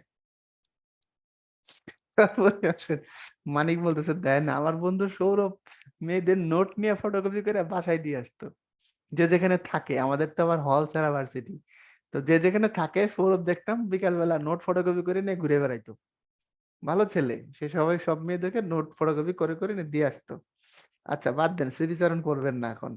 শুদ্ধ বানান কোনটা? কমিটি, তারপরে কমিটি, কমিটি, একটু খেয়াল করেন, সবই কমিটি। তো আমরা জানি কমিটিতে 2টা এম, 2টা টি, 2টা ই, রাইট? ইয়েস আর নো? 2টা এম মনে রাখবেন এইভাবে, 2টা এম, 2টা টি, 2টা ই। আচ্ছা, বানান করার সময় কি পড়বেন যদি আপনাকে জিজ্ঞাসা করে বোর্ডে যে আপনি কি পড়বেন, C O double M I double T double E, এটা পড়বেন নাকি C O M M I T T E E? প্রথমটা পড়বেন না দ্বিতীয়টা পড়বেন বলেন তো, 1-2 দিয়ে বলেন। হ্যাঁ, দ্বিতীয়টা পড়বেন, কারণ যেমন 3.50 বলতে হয় এখানে, 3.50 বলা যাবে না, বুঝলেন? তো এখানে এটাই বলতে হয়, ডাবল বলা যায় না। আপনি পড়বেন C O M M I T T E E, এই ছিল কথা। আচ্ছা, তারপরে শুদ্ধ বানান কোনটা? গভর্নমেন্ট দেখাই তো যাচ্ছে শুদ্ধ, বাকি একটাও ঠিক নেই, বুঝেননি? এরপরে নিউমোনিয়া, অবশ্যই আগে একটা পি থাকবে, কোনো আওয়াজ নাই। এটা পড়ার সময় পি নিউমোনিয়া পড়বেন, যেমন আমি রেস্টুরেন্ট কখনোই পড়ি না ইংরেজি দেখলে, আমি সব সময় রেস্টাউরেন্ট পড়ি। বলেন তো কেন পড়ি? এই যে রেস তারপরে টাউরেন্ট পড়ি, এই যে এই কারণে, বুঝছেন? আমি এটা সবসময় রেস্টাউরেন্ট পড়ি, তার কারণ হচ্ছে আমার জন্য ভুল না হয়। তো এখানেও এরকম, কিন্তু বলার সময় রেস্টুরেন্টে বলি, কিন্তু আমি যখন কোথাও বানান দেখি এমনটা, পড়ার সময় আমি পড়ি রেস্টাউরেন্ট, যাতে আমার কোনোদিন ভেজাল না হয়, আমি যেন বিপদে না পড়ি আর কি। আচ্ছা, তারপরে আপনার হচ্ছে নিচের কোনটি কোন শব্দ কি সঠিক বানানের শব্দটি শনাক্ত করুন। কম্বোডিয়ার রাজধানী, হ্যাঁ, কম্বোডিয়ার রাজধানী হচ্ছে নমফেন। আগেও ঝামেলা আছে, পরেও ঝামেলা আছে, মানে আগেও ঝামেলা পরেও ঝামেলা, মানে হচ্ছে শুরুতে একটা পিএইচ অহেতুক, লাস্টে একটা এইচ অহেতুক, বুঝছেন এবার? নমপেনের ঝামেলাটা কি?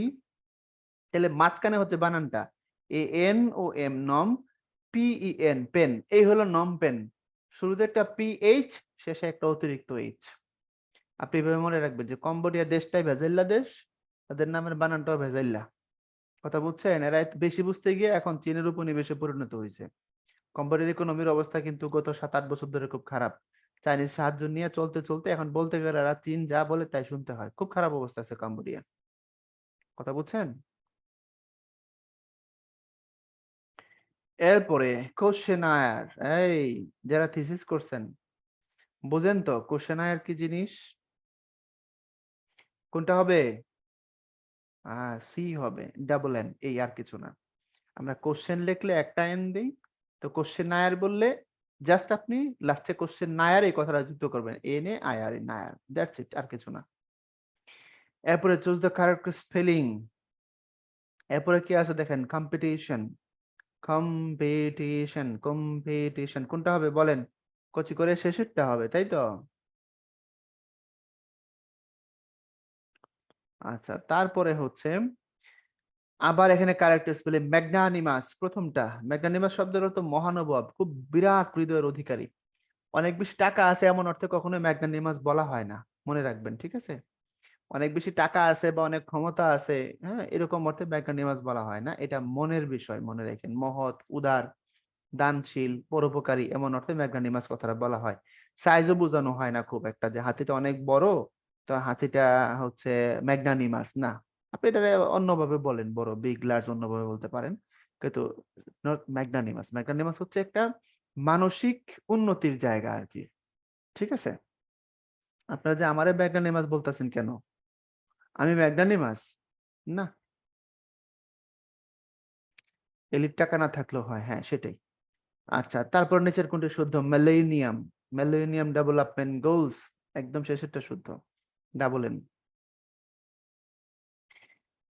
তারপরে হচ্ছে নিচের শুদ্ধ বাক্য কোনটি? তিনি মৌনতা অবলম্বন করলেন, তিনি মৌন রইলেন হবে। আকণ্ঠ ভোজন করলাম, নৌকা স্রোতে ভাসিয়া চলিয়াছিল।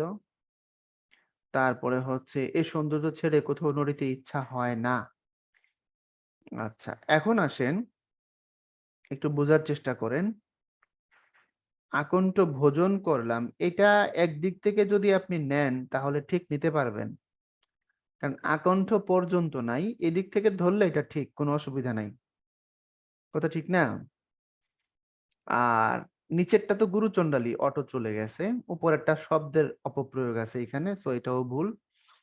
আর এখানে আকণ্ঠ ভোজন করলাম, উম এই জায়গাটা, এটাও এক ধরনের গুরুচণ্ডালী, কারণ আকণ্ঠ এবং ভোজন এই দুটোই হচ্ছে আপনার সাধু শব্দ। আকণ্ঠ মানে কণ্ঠ পর্যন্ত আর কি, পেট ভরে খাওয়া, ধুমচে খাওয়া। এখানে যদি করিলাম বলা যায় তো তাহলে ঠিক ছিল, এক অর্থে বলা যায়, যেহেতু সূক্ষ্ম মায়ের পেচ। তাহলে এগুলো সব ভুল, আর এটা ঠিক আছে, নৌকা স্রোতে ভাসিয়া চলিয়াছিল। ক্লিয়ার কিনা?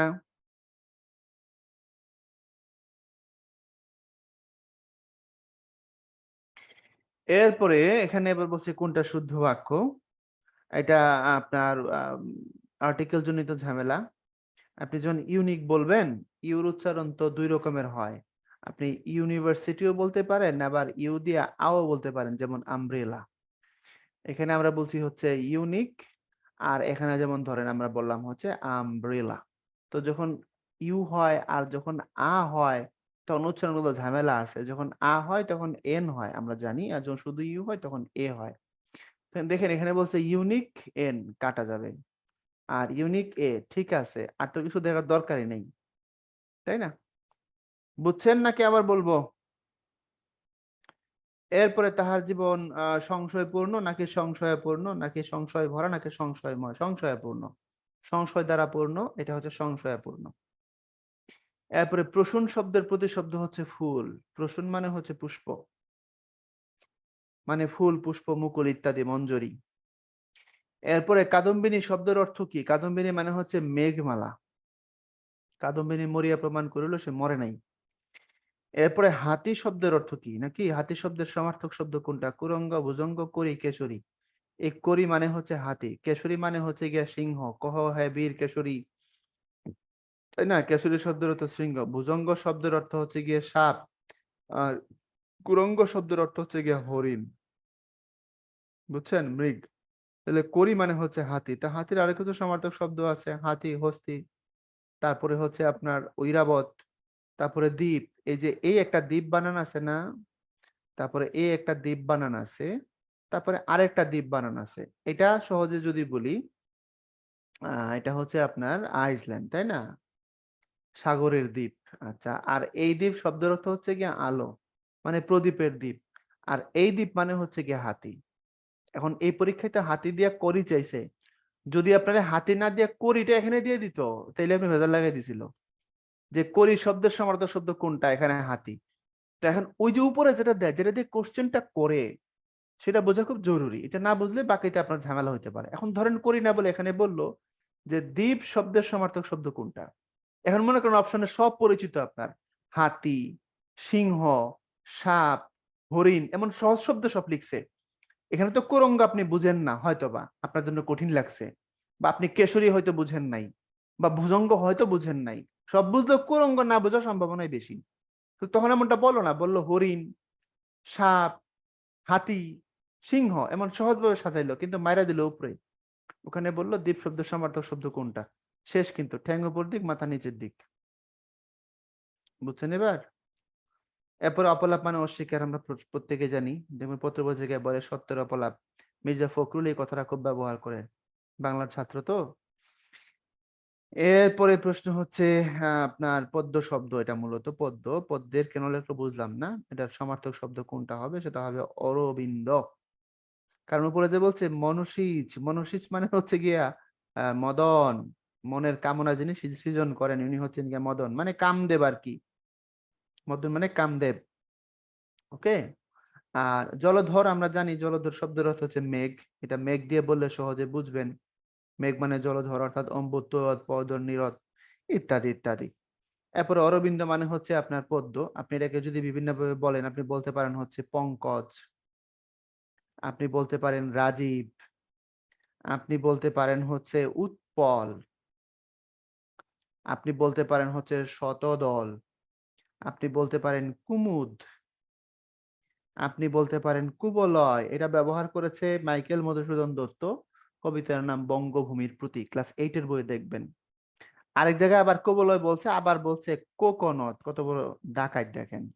তবে মনোকোকোনদে এই কোকোনদ ব্যবহার করেছে, তামরস ব্যবহার করেছে, ওইখানেই আছে। এই তিনটা ব্যবহার করছে ওইখানে। ইন্দিবর, নীরজ, তারপরে সরোজ, নানান নাম আছে পদ্মের, একটু পড়বেন এগুলো, বুঝছেন? এখানে আবার ঝামেলা করেন না। এই উৎপল মানে পদ্ম, কিন্তু যদি শুধু উপল হয় কথাটা, শুধু উপল শব্দটা তো আবার পাথর, বুঝছেন? যেমন ধরেন আপনি যখন অশ্ব এরকম লিখবেন, আবার যখন অশ্ব আপনি এখানে মফলা দিবেন, আবার যখন অশ্ব এরকম লিখে উপরে রেফ দিবেন, অর্থের পার্থক্য আছে। এই অশ্ব মানে হচ্ছে গিয়ে ঘোড়া, এই অশ্ব মানে পাথর। যেমন পৃথিবীর তলে হচ্ছে একটা অশ্বমণ্ডল, আর এই অশ্ব মানে হচ্ছে পাইলস রোগ। অনেকের পাইলস একটা রোগ আছে, দেখবেন খুব কমন এখন। এই পাইলস রোগটা হচ্ছে এই অশ্ব। তো বুঝতেছেন ঝামেলা কত গভীরে? আপনি যদি এটা রেফ দেন, তাহলে এটা পাইলস হয়ে যায়, রেফ তুলে দিলে এটা ঘোড়া হয়ে যায়। বুঝলেন না? আমি একাই সব বুঝলাম? হ্যাঁ। অঞ্জন মানে হচ্ছে চোখে লাগানোর সুরমা আর কি, কাজল আছে না, মেয়েরা চোখে কাজল দেয়, ওটার নাম হচ্ছে অঞ্জন। এক রেফ দিলে হ্যাঁ জয় বাংলা হয়ে যায়, বুঝছেন? কিন্তু খুব ঝামেলা, খুব ঝামেলা ভাই। এটা বানান গঠিত জিনিসগুলো খুব, মানে আপনাকে সিরিয়াসলি দেখতে হবে। একটা জায়গায় আরেকটা মারবেন তো ঝামেলা শেষ। আচ্ছা, সূর্যের প্রতিশব্দ কোনটা? অবনী মানে তো পৃথিবী। তো পৃথিবী মানে হচ্ছে ধরা, ভুবন, জগৎ, মেদিনী, বসুন্ধরা, বসুমতী, বসুধা, তাই না? এগুলো হচ্ছে পৃথিবী। সুধাকর মানে হচ্ছে চাঁদ, মানে চাঁদ, চন্দ্র, নিশাকর, নিশানাথ, নিশাপতি, শশাঙ্ক, সুধাংশু, হিমাংশু, বিধু, ইন্দু, সোম, এগুলো হচ্ছে চাঁদ। সবিতা শব্দের অর্থ হচ্ছে সূর্য, মানে হচ্ছে আপনার সূর্য, তপন, ভাস্কর, আদিত্য, রবি, দিনমান, দিনমণি, কথা বুঝতে পেরেছেন? দিনপতি, এগুলো সবগুলো হচ্ছে সূর্যের নাম।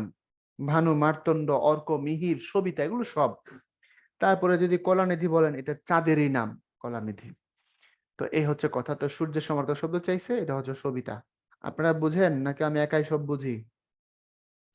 এরপরে কোনটি সূর্য শব্দের সমার্থক নয়? আদিত্য মানে সূর্য, ভানু মানেও সূর্য, অদ্রি মানে পাহাড়, সবিতা মানে সূর্য। তো এটা সমার্থক শব্দ না।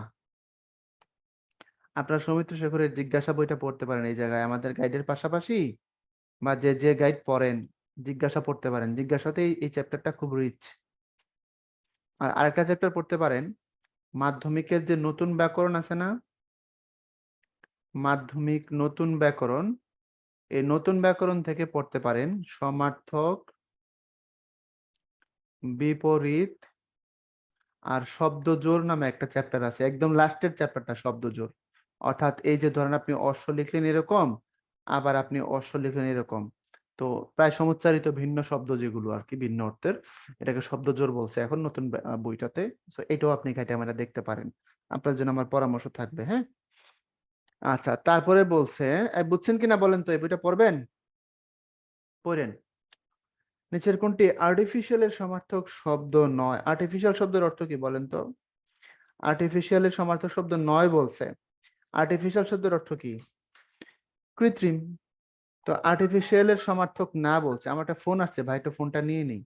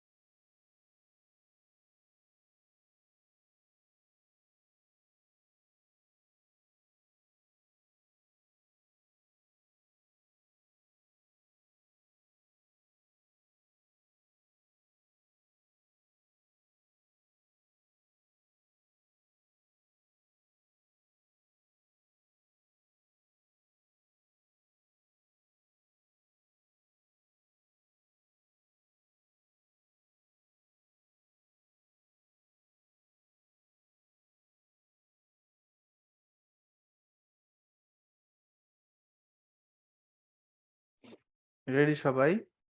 চলেন। তো বলছিলাম এটা নিয়ে কথা হচ্ছিল, আর্টিফিশিয়াল এর সমার্থক শব্দ নয়, এটা হচ্ছে আপনার এক্সট, এর অর্থ হচ্ছে খাঁটি, মানে ঠিক উল্টা, বাকিগুলো সবগুলো কম বেশি আর্টিফিশিয়ালের সাথে সম্পর্ক রাখে। আচ্ছা, এরপরে কোনটি বিটপি শব্দের সমার্থক নয়? বিটপি শব্দের অর্থ কি বলেন তো? বিটপি শব্দের অর্থ হচ্ছে কি বৃক্ষ, গাছ। তাহলে এটার সমার্থক নয় হচ্ছে তৃণ, তৃণ মানে তৃণলতা, আর বাকিগুলো দ্রুম, পাদপ, তরু সবই গাছ। এরপরে অন্ধকার শব্দের সমার্থক শব্দ নয়, অন্ধকারের সমার্থক শব্দ চায় নাই আপনার কাছে। অমানিসা, আধার, কাজল, তিমির। কাজল মানে কি বলেন তো? কাজল হচ্ছে চোখে লাগানোর জিনিস, সুতরাং এটা না, বাকি সবগুলোই মিলবে।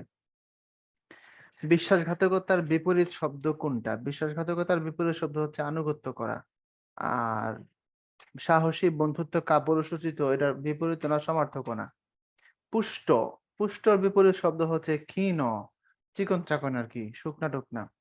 বন্ধুর, বন্ধুর মানে কোথাও উঁচু কোথাও নিচু, এর মানে হচ্ছে মসৃণ। বন্ধুর আর বান্ধবী শত্রু খুঁজলে হবে না।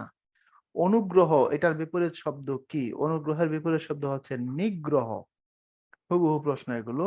ওই যে সিনোনিম অফ কাম, কাম শব্দের অর্থ হচ্ছে গিয়ে শান্ত, ঠান্ডা পান্ডা, আমরা বলি না যে সে হচ্ছে গিয়ে কুল আছে। এখন দেখেন, আহ প্রশ্ন জিজ্ঞাসা করছে যে what is the synonym of come, মানে কাম শব্দের হচ্ছে আপনার সিনোনিম কোনটা। এখন সিনোনিম খুঁজতে গেলে এখানে আছে হচ্ছে অ্যান্টিবডি, প্লেন, রিকভার, এলোফ। এখানে তো উত্তর নাই, এলোফ শব্দের তো দূরে, রিকভার মানে উদ্ধার করে নিয়ে আসা, প্লেন মানে সমতল, আর অ্যান্টিবডি মানে হচ্ছে ধ্বংসকারী, অর্থাৎ ক্ষতিকর পদার্থ যেটা ধ্বংস করে সেটাকে অ্যান্টিবডি বলা হয়। এর মানে হচ্ছে এখানে উত্তর নাই বলবো আমরা, তাই না? উত্তর নাই। তারপরে what is the synonym of ugly, ugly শব্দের অর্থ কুৎসিত, দেখতে খারাপ। তাহলে নট আগলি, বাকিগুলো হয় না, একটাও মিলে না দেখেন, তাই না? গ্রীষ্ম শব্দের অর্থ ভয়ানক, সুতরাং মিলতেছে না। What is the synonym of the word, মানে এখানেও আবার সিনোনিমই চাইতেছে, তাই না? অবডিউরেট, এটার সিনোনিম জানতে চাইছে, মানে সমার্থক শব্দ। তো আপনার এই অবডিউরেট শব্দের অর্থ হচ্ছে আপনার বাংলা হচ্ছে একগুঁয়ে, মানে ঘাওড়া টাইপের। তো এটা যদি সিনোনিম খুঁজতে হয় তাহলে এখান থেকে আপনি নিতে পারেন স্টাববার্ন, কারণ বাকিগুলো হচ্ছে না দেখেন। ডিসিটফুল হচ্ছে না, ডিসিটফুল মানে হচ্ছে প্রতারণা দ্বারা, মানে একদম পরিপূর্ণ অবস্থা, প্রচুর প্রতারণা করে এমন। আচ্ছা, তারপর হচ্ছে স্লাই মানে ধূর্ত, চালাক, বাটপার। তারপর হচ্ছে সুইন্ডলার, সুইন্ডলার শব্দের অর্থ হচ্ছে আপনার প্রতারক। এখানে বলছে এক গুয়ে টাইপের, ঘাওড়া টাইপের, এর মানে স্টাববার্ন। তারপরে what is the synonym of enormous, enormous শব্দের অর্থ বেশি, পরিমাণে অনেক। এখন যদি এখান থেকে নিতে হয় একটু খেয়াল করেন, হোয়াট ইজ অ্যানরমাস, দেখেন একটু খেয়াল করেন, এডিশনাল এর বাংলা প্রতিশব্দ হচ্ছে আমার অতিরিক্ত। ম্যানি, ম্যানি মানে হচ্ছে বেশি। আচ্ছা, বিগ মানে হচ্ছে বড়। এনাফ মানে হচ্ছে পর্যাপ্ত। তো অ্যানরমাস মানে তো ম্যানি হবে, তাই না? বিগ হবে না, বিগ মানে বড়, বড় হওয়ার তো চান্স নাই। What is the antonym of approached, আচ্ছা অ্যাপ্রোচ শব্দের অর্থ এখান থেকে যদি আপনি নেন এবং এটার অ্যান্টোনিম জানতে চাইছে, তাহলে হচ্ছে ডিপার্টেড, চলে গেছে এমন, বিদায় নিয়েছে এমন। ডিপার্চার টাইম দেখবেন লেখা থাকে ফ্লাইটের টিকিটে, তাহলে departed. What is the antonym of abandon, abandon শব্দের তো কম না বেশি? বেশি, অনেক, মানে পরিমাণে অনেক হলে অ্যাবান্ডন বলা হয়। আর স্কার্স মানে হচ্ছে পরিমাণে কম, অপ্রতুল, রেয়ার, বুঝে পাচ্ছেন না এমন। What is the antonym of curtail, curtail শব্দের অর্থ কি? সংক্ষিপ্ত নাকি বিস্তৃত বলেন? সংক্ষিপ্ত করে ফেলা, কমায় ফেলা। তাহলে তার বিপরীত হচ্ছে ডিটেইল, বিস্তারিত করা। What is the antonym of impulsive, impulsive শব্দের অর্থ, ইম্পালস নামে একটা হসপিটাল আছে দেখেন ঢাকা শহরে, রাইট? হচ্ছে এটা কই যেন, নাবিস্কুর দিকে, তাই না? আচ্ছা, এখন একটু খেয়াল করেন, ইম্পালসিভ শব্দের আপনার কাছে চাইছে কি? চাইছে হচ্ছে অ্যান্টোনিম, অর্থাৎ আপনাকে বিপরীত শব্দটাকে খুঁজে বের করতে হবে। আচ্ছা, ওই ইম্পালস না, ইম্পালসিভ বলছে। তো যেহেতু ইম্পালসিভের আপনাকে বের করতে হবে হচ্ছে এটার অ্যান্টোনিম, অর্থাৎ বিপরীত শব্দ যদি আপনাকে বের করতে হয়, তাইলে হচ্ছে আপনার নিরাবেগ, নিরাবেগ, আবেগ টাবেগ না এরকম, ডিসপ্যাশনেট, আবেগ না। ইম্পালসিভ মানে আবেগী, মনের ভিতরে ইমোশন আছে, ভাব ভালোবাসা পূর্ণ। What is the antonym of apathetic, বলেন, এটা আপনারা বলবেন। বলেন। অ্যাপাথেটিক মানে হচ্ছে মনোযোগী না, মানে উদাসীন। তো উদাসীনের বিপরীতে কি হবে? খুব আগ্রহী, কোনো কিছু করার জন্য খুব ব্যস্ত। কিশোর বয়সে যেমন কোনো কিছু করার রোগ চাপলে আমরা কান্নাকাটি করতাম, এমন আর কি একটা অবস্থা। হ্যাঁ, না না, সিনসিয়ার মানে আন্তরিক, এর থেকেও বেশি আগ্রহী, তাহলে এনথিউজিয়াস্টিক, অতি উৎসাহী, এটা ভালো হবে। ওই যে অ্যান্টোনিম অফ অ্যামালগামেট, অ্যামালগামেট শব্দের তো জড়ো করা, এক জায়গায় নিয়ে আসা। কথা কি বুঝতে পারছেন? এক জায়গায় নিয়ে আসাকে বলা হয় অ্যামালগামেট। মনে হয় এটা একটা ম্যাথের টার্ম, আমার যদি ভুল না হয়। অ্যান্টোনিম খুঁজতে বলছে, অ্যান্টোনিম মানে হচ্ছে নাড়ায় চাড়ায় ফেলা, উল্টায় পাল্টায় দেওয়া, পৃথক করে ফেলা। ক্লিয়ার? হ্যাঁ, সেগ্রিগেট এটা। ওকে, তো আমরা শেষ পর্যায়ে চলে আসছি, এর মানে এখানে আর কিছু নাই আর কি। এখন আমরা শুরুর দিকে চলে যাব, যে পার্টটা আছে কেবল মুখস্থের জিনিস বা কেবল নিজের উপরে ডিপেন্ড করে, সেটা একটু দেখাই দিই আপনাদের। আচ্ছা, এখন আসেন এখান থেকে কেমন আপনার ইংরেজি বর্ণমালা গুলাকে বিপরীত ক্রমে সাজাইলে কি হয়। এ মানে 1, বিপরীত দিক থেকে এ মানে 26, এগুলো লাগবে। হ্যাঁ, কেন লাগবে আমি আপনাকে একটু এখানে একটা পেজ নিয়ে দেখাই। যেমন ধরেন অনেক সময় আপনার এরকম কিছু ফালতু প্রশ্ন করবে, আপনারা বলবে যে ধরেন সাধারণ যে অর্ডার সেটা হচ্ছে A B C D E F G H I J K L M N O P Q R S T U V W X Y Z. তাহলে এ মানে হচ্ছে গিয়ে আপনার 1, আর জেড মানে হচ্ছে 26। এখন এটা তো হচ্ছে সাধারণ অর্ডার। এখন যদি জিজ্ঞাসা করে রিভার্স অর্ডার, মানে যদি আপনাকে উল্টা দিক থেকে হিসাব করতে বলে, তাহলে ওইটা হয়ে যাবে 1, এটা হয়ে যাবে 26। ধরেন প্রশ্ন ইংলিশে করলো যে জেনারেল অর্ডারে ডি হচ্ছে 4th, তো রিভার্স অর্ডারে ডি কত। তো রিভার্স অর্ডারে আপনি এপাশ থেকে 1 2 3 গুণে আসা ডি যা পাবেন তাই। আপনাকে যদি জিজ্ঞাসা করে যে সাধারণ অর্ডারে এ আপনার কে হচ্ছে এত, তো রিভার্স অর্ডারে কে কত। এই জন্য আপনাকে অর্ডারটা জানতে হবে। অর্থাৎ সোজায় গেলে কেমনে হয়, উল্টা দিক থেকে আসলে কেমনে হয়, নাম্বার 1। নাম্বার 2, আরেকটা কারণ হচ্ছে অনেক সময় আপনাকে বলবে যে ইংরেজি বর্ণমালার বাম দিক থেকে দশম বর্ণের ডান দিকে পঞ্চম বর্ণের পরের বর্ণ কোনটা, অথবা ইংরেজি বর্ণমালা ডান দিক থেকে দশম বর্ণের বাম দিকে চতুর্থ বর্ণের পরের বর্ণ কোনটা। তো এসব ক্ষেত্রে আপনি কি করবেন? আমি যেটা করতাম, যেটা আমার সুবিধা হইতো, আমি তো এত আপনাদের মতো তো শার্প না, আমি লিখে ফেলাইতাম এইরকম। লেখা তারপর এটা নিয়ে অনেক কিছু করা যায়। ডান দিক থেকে বামে, বাম দিক থেকে ডানে, আমি গুনে গুনে সুন্দর করে দিতাম। কথা কি বুঝতে পারছেন? ক্লিয়ার?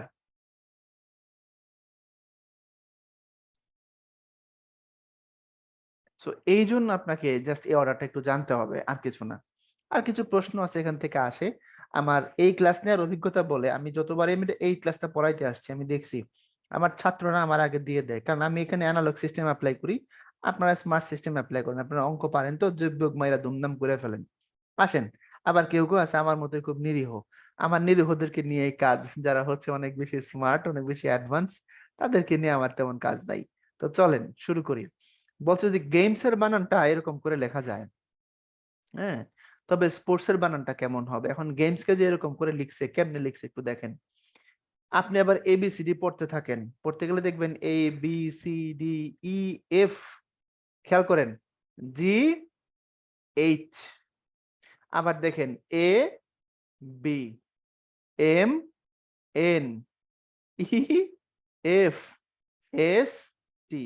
মানে সাধারণ যে অর্ডার আছে, যেটা আছে তার ঠিক পরেরটা, অর্থাৎ এ থাকলে বামে যদি এ থাকে এখানে আছে হলো বি, এ পাশে যদি সি থাকে তার জায়গায় এক পাশে ডি, তাহলে এই পাশে যেখানে জি তার জায়গায় এইচ। এখন আপনি বলেন স্পোর্টস যখন আপনি করবেন, A B C D E F G H I J K L M N O P Q R S T, খুব খেয়াল করেন, এম এন ও পি, তারপরে কিউ, এম এন ও, তারপরে পি, পি কিউ আর, তারপরে S, P Q R S T. বলেন না কেন? তাহলে এই পাশে টি, এই পাশে ইউ। বুঝতেছেন নাকি আমি একা সব বুঝে ফেলাইলাম? হ্যালো, তারপরে এই পাশে এস, এই পাশে টি। ক্লিয়ার? ওকে, তাহলে এটা আপনারা পারবেন। হ্যাঁ, পরের লেটার নিলে হয়ে যাচ্ছে। তো এগুলো এরকমই আসবে, হয় সামনে যাবে নয় পরে যাবে, বিভিন্নভাবে মেলানোর চেষ্টা করবেন। এবার এটার অ্যান্সার আপনারা দিবেন। বলছে যদি N B M H P এর অর্থ ম্যাঙ্গো হয়, তবে পরেরটা যেটা আছে এম এফ এন পি ও এর অর্থ কি হবে? দ্রুত দিয়ে ফেলেন। এটা যদি ম্যাঙ্গো দিয়ে রিপ্লেস করা যায়, পরেরটা কি দিয়ে রিপ্লেস করবেন?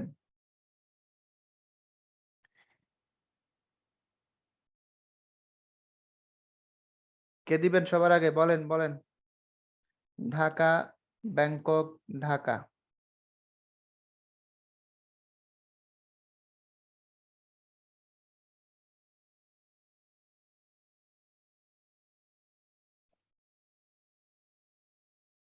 কেমনে রে পাগলা? প্রতীক।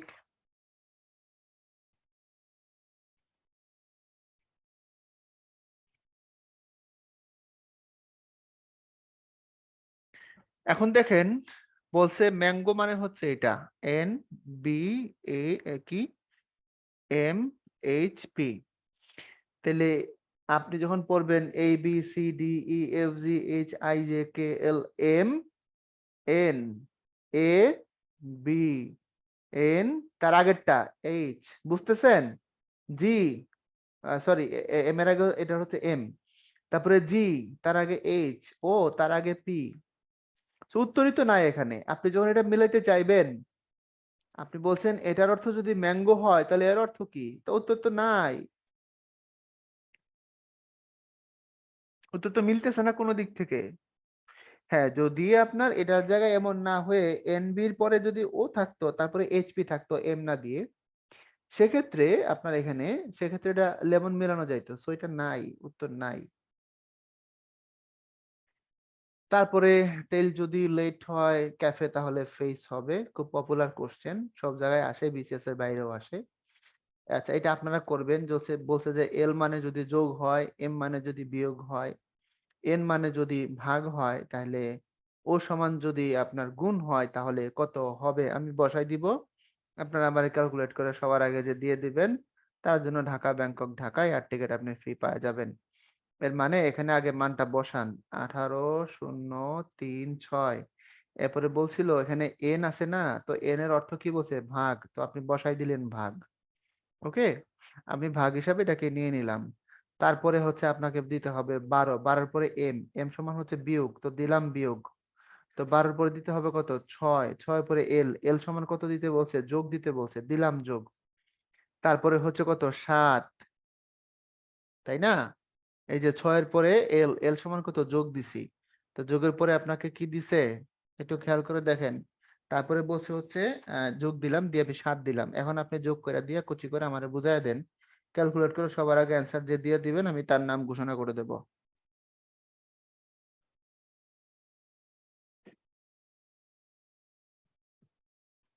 অধিকারী, ভেরি গুড।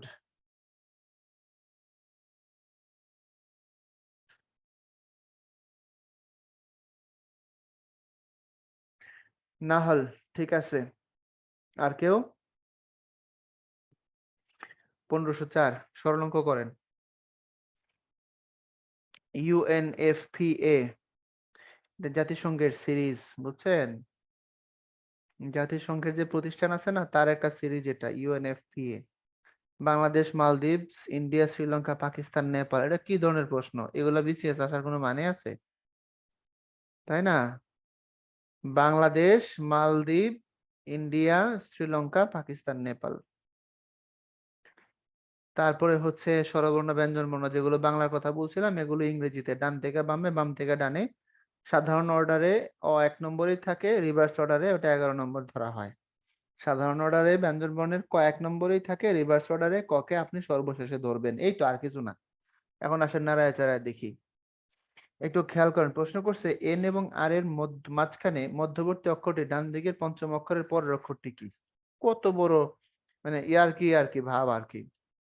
তাহলে এখন দেখেন, আমি লিখে নিই আপনাকে, আপনারা মিলাই দিবেন। আমি আবার লিখি A B C D E F G I J K L M N O P Q R S T U V W X Y Z. প্রশ্ন করছে এন এবং আর এর মাঝখানে। আচ্ছা, এখন আইডেন্টিফাই করেন এন কই আছে আর আর কই আছে। এই হইল গিয়া এন আর এই হইল গিয়া আর।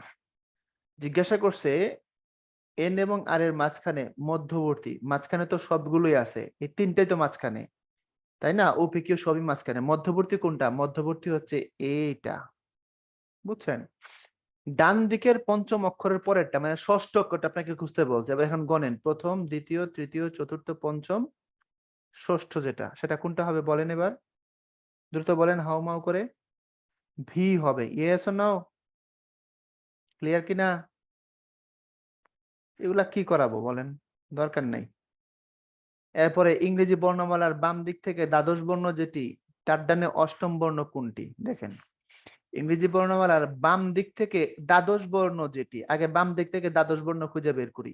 প্রথম, দ্বিতীয়, তৃতীয়, চতুর্থ, পঞ্চম, ষষ্ঠ, সপ্তম, অষ্টম, নবম, দশম, একাদশ, দ্বাদশ। দ্বাদশ হচ্ছে গিয়া এম। আচ্ছা, এখন বলছে প্রশ্নটা কি, দ্বাদশ বর্ণ যেটি তার ডানে অষ্টম বর্ণ কোনটা? এবার তার ডানে যাওয়া লাগবে আবার, যদি আমি অষ্টম বর্ণ খুঁজতে হয়।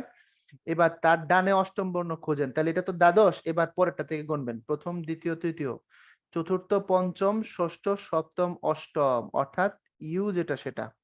দেখেন তো অপশনে ইউ আছে নাকি? আছে অপশনে?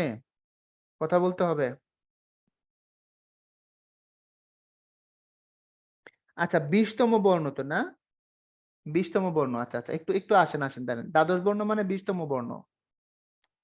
আচ্ছা, তাহলে ইংরেজি বর্ণমালার আমি এই পাশেই আসি, দেখেন ইংরেজি বর্ণমালার বাম দিক থেকে দ্বাদশ বর্ণ যেটি A B C D E F G H I J K L M N O P Q R S T U V W X Y Z.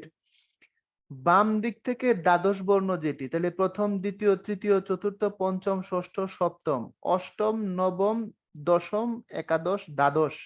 আমি এম ধরছিলাম, আমার ওখানে ভুল ছিল, তাই না? আচ্ছা, এরপর বলছে তার ডানে অষ্টম বর্ণ কোনটা। এখন তার ডানে যদি আমাকে অষ্টম বর্ণ খুঁজতে হয়, ডান দিকে আবার প্রথম, তাহলে প্রথম, দ্বিতীয়, তৃতীয়, চতুর্থ, পঞ্চম, ষষ্ঠ, সপ্তম, অষ্টম। Right? Yes or no? Yeah, ঠিক। তারপরে অভিধানে কোন শব্দটি প্রথমে আসবে? ইংরেজি অভিধান যারা পড়েন তারা ভালো পারবেন। BEAM নাকি বিউটি নাকি বিউটিফাই? একটু খেয়াল করেন, সবগুলোতে বির পরে ই আছে, সবগুলোতে কমন। এরপরে এ আছে যেটা, সেটাকে নিতে হবে কারণ প্রথম থেকে আবার আসবে। তাহলে আমার যদি এ আনলাম, এরপরে দেখেন ইউ আছে, ইউ বাদ, ইউ বাদ, তাহলে ইউর আগে এম থাকে, সুতরাং এটাই আগে। ডিকশনারির জিনিস, এটা না বোঝারও কিছু নাই, বোঝারও কিছু নাই। এরপরে হচ্ছে শুদ্ধ বানান গুচ্ছ কোথায় রয়েছে, অর্থাৎ ডিকশনারি অনুযায়ী কোথায় সাজানো হয়েছে। বাংলা ডিকশনারি পড়লে বুঝবেন, আগে ক থাকে, তারপরে কিও থাকে, তারপরে খ থাকে, তারপরে খ যেখানে শেষ হয়ে যায় বর্গীয় জ, খ প্রত্যয়, তারপরে বর্গীয় জ, বর্গীয় জর পরে এখানে গ আছে, গর পরে আপনার দুইটা গ একসাথে থাকবে, ইত্যাদি ইত্যাদি। তারপরে আপনার বর্গীয় জর পরে আপনার দন্তন্য জ থাকবে। আচ্ছা, বুঝতেছেন না? আচ্ছা, বুঝাই দিচ্ছি আবার, দেখেন অধিকারী, দেখেন দেখেন, এটা হচ্ছে একটা সিরিজ এই পর্যন্ত, এটা প্রপার আছে, প্রথমে ক থাকবে, তারপরে খিও থাকবে, তারপরে খ থাকবে। বাংলা ডিকশনারি ঘাটবেন, তাহলে ক, খিও, খ পাইছেন, দেখেন। বাকিটা এখানে কর পরে খ, এটা বাদ। এখানে কর পরে আপনার খিও আছে, খ আছে, কিন্তু এখানে ঝামেলা আছে, সো এটাও বাদ। তাহলে এই সিরিজটা প্রথমত ঠিক, এটা আর একটা সিরিজ। আচ্ছা, বর্গীয় জোর পরে গ, এখানে ডাবল গ, তারপরে গর পরে দন্তন্য জ। সুতরাং এটা এবং এটা দুটোই দুই জায়গা থেকে কারেক্ট করা লাগবে, অর্থাৎ একটা হচ্ছে ক দিয়ে, আরটা বর্গীয় জ দিয়ে। দুটো দুই দিক থেকে কোয়ালিফাই করলে ঠিক হবে। এবার বুঝছেন কি? অধিকারী,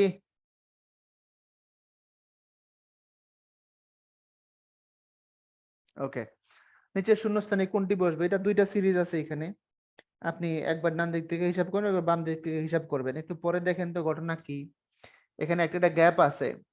এখানে হলো ক, খ, একটু খেয়াল করেন, ক, খ, গ, ঘ, উ। তাহলে দেখেন একটা করে গ্যাপ, ক, খ, গ, ঘ, উ। বুঝছেন? এটা হলো প্রথমটা বাম থেকে ডানে, আর পরেরটা হচ্ছে উল্টা। এখন উল্টা যদি আপনি আসেন দেখেন, তাহলে ক, খ, গ, ঘ, উ, চ, ছ। তাহলে একটা ছ পাইছি। এখন এই দিক থেকে যদি আবার এই এমনি যদি আসেন, তাহলে এখানে চন্দ্রবিন্দু, এখানে অনুস্বার, একটা গ্যাপ হবে। তো গ্যাপ হলে যেটা আসে আপনি অন্তস্থ, তারপরে এখানে যেটা থাকে বাংলা বর্ণমালায় যদি যান আর কি, তখন দেখবেন যেটা আছে সেটা হচ্ছে আপনার ড বিন্দু র।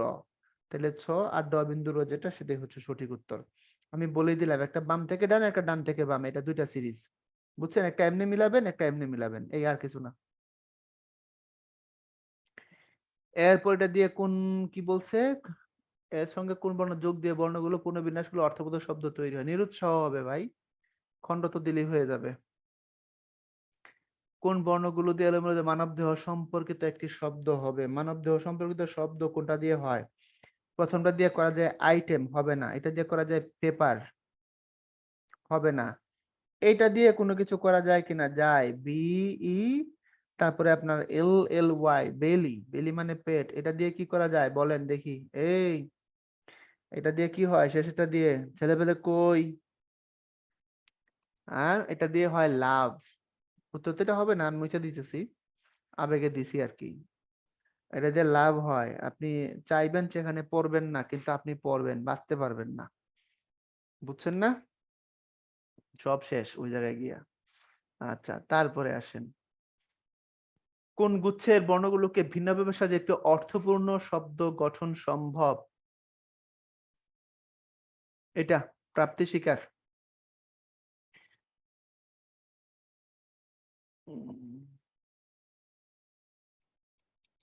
নিচের অক্ষরগুলো দিয়ে অর্থবোধক শব্দ তৈরি করুন। আলু বোখারা, আলু বোখারা। আলু বোখারা খাবেন, যাদের হজমে প্রবলেম আছে তাদের উপকার করবে আলু বোখারা। জিনিসটাও একটা অন্য রকমের টেস্ট, যদিও বেশ দাম, তবে খাইয়েন। এরপর ডিটারমিনেশন শব্দটি থেকে কিছু বর্ণনের নিচের কোনটি গঠন করা যায়? মেনশন গঠন করা যায়। এটা সব মুখস্থ শব্দ মাথায় চলে আসতেছে আমার, আপনারা মিলেই নিন। এরপরে বলছে নট উইথস্ট্যান্ডিং শব্দের ব্যবহৃত বর্ণসমূহ এক বা একাধিকবার। আচ্ছা, আপনি একবার মিনিমাম নিতে পারবেন, একাধিকবার আসলে নিতে পারবেন। নিচের কোন শব্দটি তৈরি করা যাবে না? যাবে না। নেশন তৈরি করা যাবে, N A T I O N আছে এখানে দেখেন সব, এন আছে, এ আছে, টি আছে, আই আছে, হ্যাঁ ও আছে, এন আছে, আছে, এটাও করা যাবে, এটাও করা যাবে। যেটা করা যাবে না সেটা হলো গিয়ে আপনার সাউথ, এটা করা যাবে না। এরপরে হি ডাইড ড্যাশ পয়জন, বিভিন্ন ভাবে মরা যায় দেশের জন্য, বিষ খায়া, সুইসাইড করে, রোগে মরলে, বেশি খাইতে খাইতে মরে গেলে গা, আরেকজন যদি আপনারা মারা ফেলে, বিভিন্ন ভাবে হয়। তো যদি এমন হয় কেউ সুইসাইড করে বসছে, বিষ খায় সে মারা গেছে আর কি, হ্যাঁ তার কষ্ট হয়েছিল এই জন্য, তখন ডাইট বাই হয়। এটা আমরা জানি, ডাইট বাই হয়। দেশের জন্য ডাই ফর হবে, die for country, die for Bangladesh, ইত্যাদি ইত্যাদি। Please put the dish veg in the table. আচ্ছা, please put the veg dish on the table. আচ্ছা, এখন আপনি টেবিলের উপরে কি রাখবেন? ফুলদানি রাখবেন বা ভেজটা রাখবেন, এই তো, সো অন হবে। এরপরে হচ্ছে during my study time I came ডেস দিস বিউটিফুল পোয়েম। আচ্ছা, বলছে আমি যখন পড়াশোনা করতেছিলাম, এটা ইংরেজি ক্লাসের, এটা হচ্ছে আবরার বুঝাবে বা আরাফাত ভাই বুঝাবে, তাহলে সহজে বুঝবেন এগুলোর কাহিনী আসলে কি। গ্রুপ বার বা অ্যাপ্রোপ্রিয়েট প্রিপোজিশনের জায়গাগুলোতে আলোচনাগুলো পাবেন। আপনি ধরেন পড়তেছেন পড়তেছেন, উল্টাইতে উল্টাইছেন, এমন সময় হঠাৎ করে আপনার সামনে খুব দারুণ কিছু একটা আসছে। তো এমন হলে বোঝানোর জন্য খেই মাপন বলা হয়। হঠাৎ সামনে পড়ছে, আপনি স্ক্রল করতেছেন করতেছেন, একটা ভিডিও পাইছেন যেটা আপনাকে পরিবর্তন করে ফেলছে একটা সময়, এমন হলে তার খেই মাপন বলা হয়। সত্যি কথা বললে অনেকেরই আতে ঘা লাগে, বাবারে বাবা। অঙ্কনের বিসমিল্লাহি গলত, এখন কেচে গন্ডুস করা ছাড়া উপায় নাই। কেচে গন্ডুস মানে হচ্ছে পুনরায় আরম্ভ, এটা একটা বাগধারা। এগুলো এখন আর খুব বেশি আসে না। ধনে যায় রায় বাবুর বাড়ি যেন দেশ। আচ্ছা, ধনে জনে, অর্থাৎ টাকাও আছে, তার বাড়িতে সুন্দর সুন্দর মানুষও আছে। তাহলে এটা খুব চমৎকার কিছু বুঝাবে, মানে হচ্ছে চাঁদের হাট, সুখের সংসার আর কি। তাসের ঘর, ডুমুরের ফুল, মণিকাঞ্চন যোগ হবে না। মণিকাঞ্চন যোগ মানে উপযুক্ত বর কনে আর কি। যেমন বর তেমন কনে, মনে করেন আর কি, সব দিক দিয়ে বিয়েটা ম্যাচিং ছিল আর কি, এই জন্য মণিকাঞ্চন যোগ। এটা হবে চাঁদের হাট। এরপরে বলছে the situation has come to the head. এর অর্থ হচ্ছে পরিস্থিতির চরম পর্যায়ে পৌঁছায় গেছে, খুব ক্রুশিয়াল মোমেন্ট বোঝানোর জন্য কাম টু দ্য হেড বলা হয়। ওকে, তারপর my presence to him was like a red rag to a dash. এটা কি হর্স হবে, ভি হবে, মাঙ্কি হবে, বুল হবে? অর্থাৎ স্পেনে দেখবেন এই জঙ্গলি খেলাটা খেলা হয়, ষাঁড়কে খেপাই দেওয়া হয়, তাই না? তো বলছে যে আমি যখন সেখানে গেলাম সেই রকম ভাবে ওইরকম ষাঁড়ের মতো খেপে উঠছে। So it's bull, not monkey, bee or horse. মনোভাব, উদারচেতা। এখন শিক্ষা যদি হয় তাহলে কি হবে? বাংলা অ্যানালজি মিলান, মনোভাব, উদারচেতার ভাব। তার শিক্ষা আনুষ্ঠানিক, উপানুষ্ঠানিক, সর্বজনীন, কুসংস্কার, ডেফিনেটলি সর্বজনীন। এরপরে রাস্তা দিয়ে বাস চলে, এখন রেলপথ দিয়েই তো রেল চলবে নাকি? ট্রেন চলবে রেলপথ দিয়ে, ডেফিনেটলি।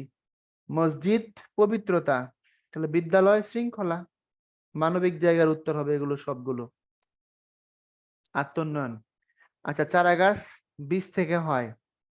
এখন ডিম্ব, তাহলে মুরগি হবে না মুরগি ছানা হবে? এটা একটা ভালো পয়েন্ট কিন্তু, দেখেন মুরগি নাকি মুরগি ছানা, দেখেন একটু খেয়াল করেন। বীজ থেকে চারা গাছ হয়, তো ডিম থেকে কি হবে? মুরগি না মুরগি ছানা? দেখি একটু দলাদলি করে নিয়ে জায়গাটায়। মোরগ হবে না? বলেন তো, এই আসেন তো দলাদলি করি।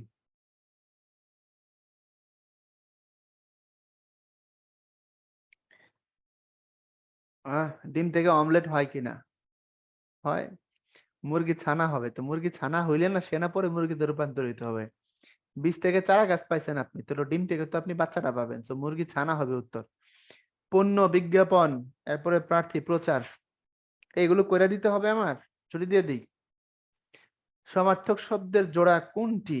কি কি আছে এখানে দেখেন, প্রাইভেট, পাবলিক, সব হবে না।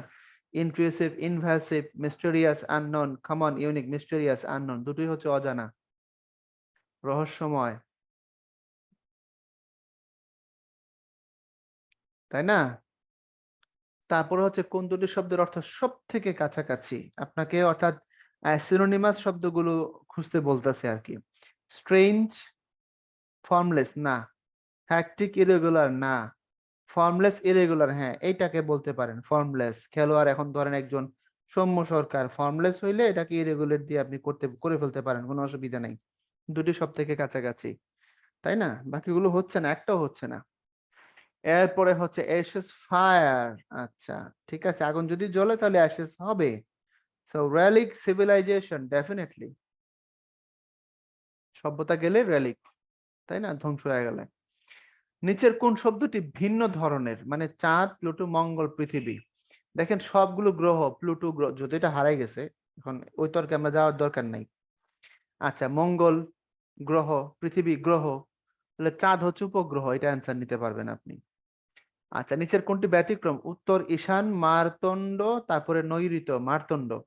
কারণ মার্তণ্ড হচ্ছে সূর্য শব্দের সমার্থক শব্দ, আর বাকিগুলো সবগুলো দিকের নাম, এগুলো সবগুলো দিকের নাম। দিক কয়টা? 10টা। মনে রাখেন, আমরা বলি 4টার কথা, কিন্তু এই দিক আসলে 10টা, পূর্ব, পশ্চিম, উত্তর, দক্ষিণ। এরপরে 3টা কোণা আছে, একটা হচ্ছে ঈশান, একটা নৈঋত্য, একটা বায়ু, একটা জন্য কি, আমাকে হেল্প করেন। তারপরে একটা হচ্ছে ঊর্ধ্ব, একটা হচ্ছে অধ। ঈশান, হ্যাঁ, নৈঋত, বায়ু, অগ্নি। মনে পড়ছে, আমি লিখে দিই না? 10টা দিক লিখে দিই, আপনাদের উপকার হবে ভাই, এটা খুব আননোন জিনিস। কিভাবে 10টা দিক হয়েছে একটু নিয়ে যান। এই হলো প্রথমত উত্তর, দক্ষিণ, পূর্ব, তারপরে হচ্ছে গিয়ে পশ্চিম। আচ্ছা, এরপর এবার কোনাকুনিতে চলে যান। একটা হচ্ছে ঈশান, একটা এই যে নৈঋত্য, তারপরে হচ্ছে বায়ু, একটা হচ্ছে অগ্নি, একটা হচ্ছে ঊর্ধ্ব, একটা হচ্ছে অধ। যদি এখানে বিসর্গ দেয়া আছে বিভিন্ন জায়গায়, বুঝছেন, পদান্তে বিসর্গ হয় না, কিন্তু দেয়া আছে। যাক, এগুলো নিয়ে আমরা কথা আপাতত সলভ করতে পারবো না, আছে মানে আছে। এই হলো 10 দিক, মুখস্থ করে রেখে দিন, কাজে লাগবে। আচ্ছা, মার্তণ্ড মানে সূর্যটা দিকের নাম নয়। এরপরে কোনটি ভিন্ন ধরনের? আচ্ছা, এখানে যেগুলো আছে এর মধ্যে কোনটা ভিন্ন ধরনের একটু খেয়াল করেন। আছে প্রলগ, অ্যাডেন্ডাম, আচ্ছা, পোস্টস্ক্রিপ্ট, অ্যাপেন্ডিক্স। এখান থেকে যেটা ভিন্ন ধরনের সেটা হচ্ছে প্রস্তাবনা মানে প্রলগ, বাকিগুলো সবগুলো কাছাকাছি। আচ্ছা, তারপরে হচ্ছে কোন দুটি শব্দ সবচেয়ে বেশি বিপরীতার্থক? আচ্ছা, ম্যাটিউরিক, gradual, bright, fundamental, level, gradual, exemplary, তারপরে ফান্ডামেন্টাল। আচ্ছা, এখানে কি বলছে দেখেন, প্রশ্নটা একটু বুঝেন। বলছে সব থেকে বিপরীতার্থক মানে যত বেশি বৈসাদৃশ্য বা অ্যান্টোনিম মনে হবে আপনি সেগুলো নিবেন। তাহলে এখানে গ্রাজুয়াল মানে ধীরে ধীরে আস্তে আস্তে, আমরা বলি সে গ্রাজুয়ালি ডেভেলপ করছে। আর ম্যাটিউরিক মানে হচ্ছে অতি দ্রুত গতি সম্পন্ন। মহাকাশে যে উল্কা আছে, উল্কা, এটা উল্কা শব্দের সমার্থক। তাহলে এটা হচ্ছে সব থেকে বেশি বিপরীতার্থক। নিচের চারটির মধ্যে কোনটি ভিন্ন? অ্যালুমিনিয়াম, লোহা, তামা, পারদ। আচ্ছা, এর মধ্যে পারদ ভিন্ন, কারণ পারদ তো কক্ষ তাপমাত্রায় তরল থাকে, এটা ধাতু তবে তরল থাকে। কোনটি ব্যতিক্রম? এখন তো যৌগিক মৌলিক সংখ্যার মধ্যে চলে যেতে হবে, ঘনের মধ্যে চলে যেতে হবে। এর মধ্যে কোনটা আগে ব্যতিক্রম? 125, 343, 512, 743। 743 কি ঘন করা যায় না? বাকিগুলো সবগুলো ঘন, ঘনমূল। এ এর পুত্র বি। আচ্ছা, এ এর পুত্র বি, তার বউ হচ্ছে সি, যার বোন হচ্ছে ডি, বি এর বাই ই এর স্ত্রী। তাহলে ডির সাথে এ এর মধ্যকার সম্পর্ক কোনটি? এগুলা বোঝার একটা সহজ উপায় দিয়ে দিই। আমার সাথে আপনি হয়তো এখন নাও বুঝতে পারেন। সিস্টেমটা হলো আপনি পার্সোনাল লাইফে বসায় নেবেন, কোনো ঝামেলা হবে না। বলছে এ এর পুত্র বি, তার স্ত্রী হচ্ছে সি।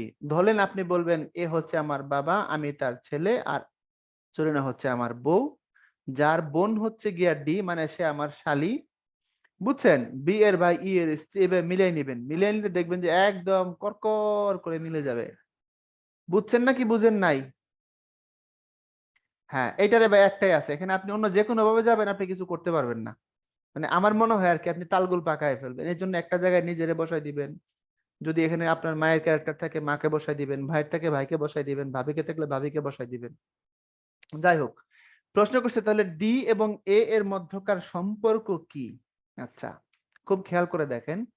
বলছে এ এর পুত্র হচ্ছে বি, এর স্ত্রী হচ্ছে সি। তাইলে আমার আব্বার ছেলে আমি, সি আমার বউ, যার বোন হচ্ছে ডি, বি এর ভাই ই এর স্ত্রী।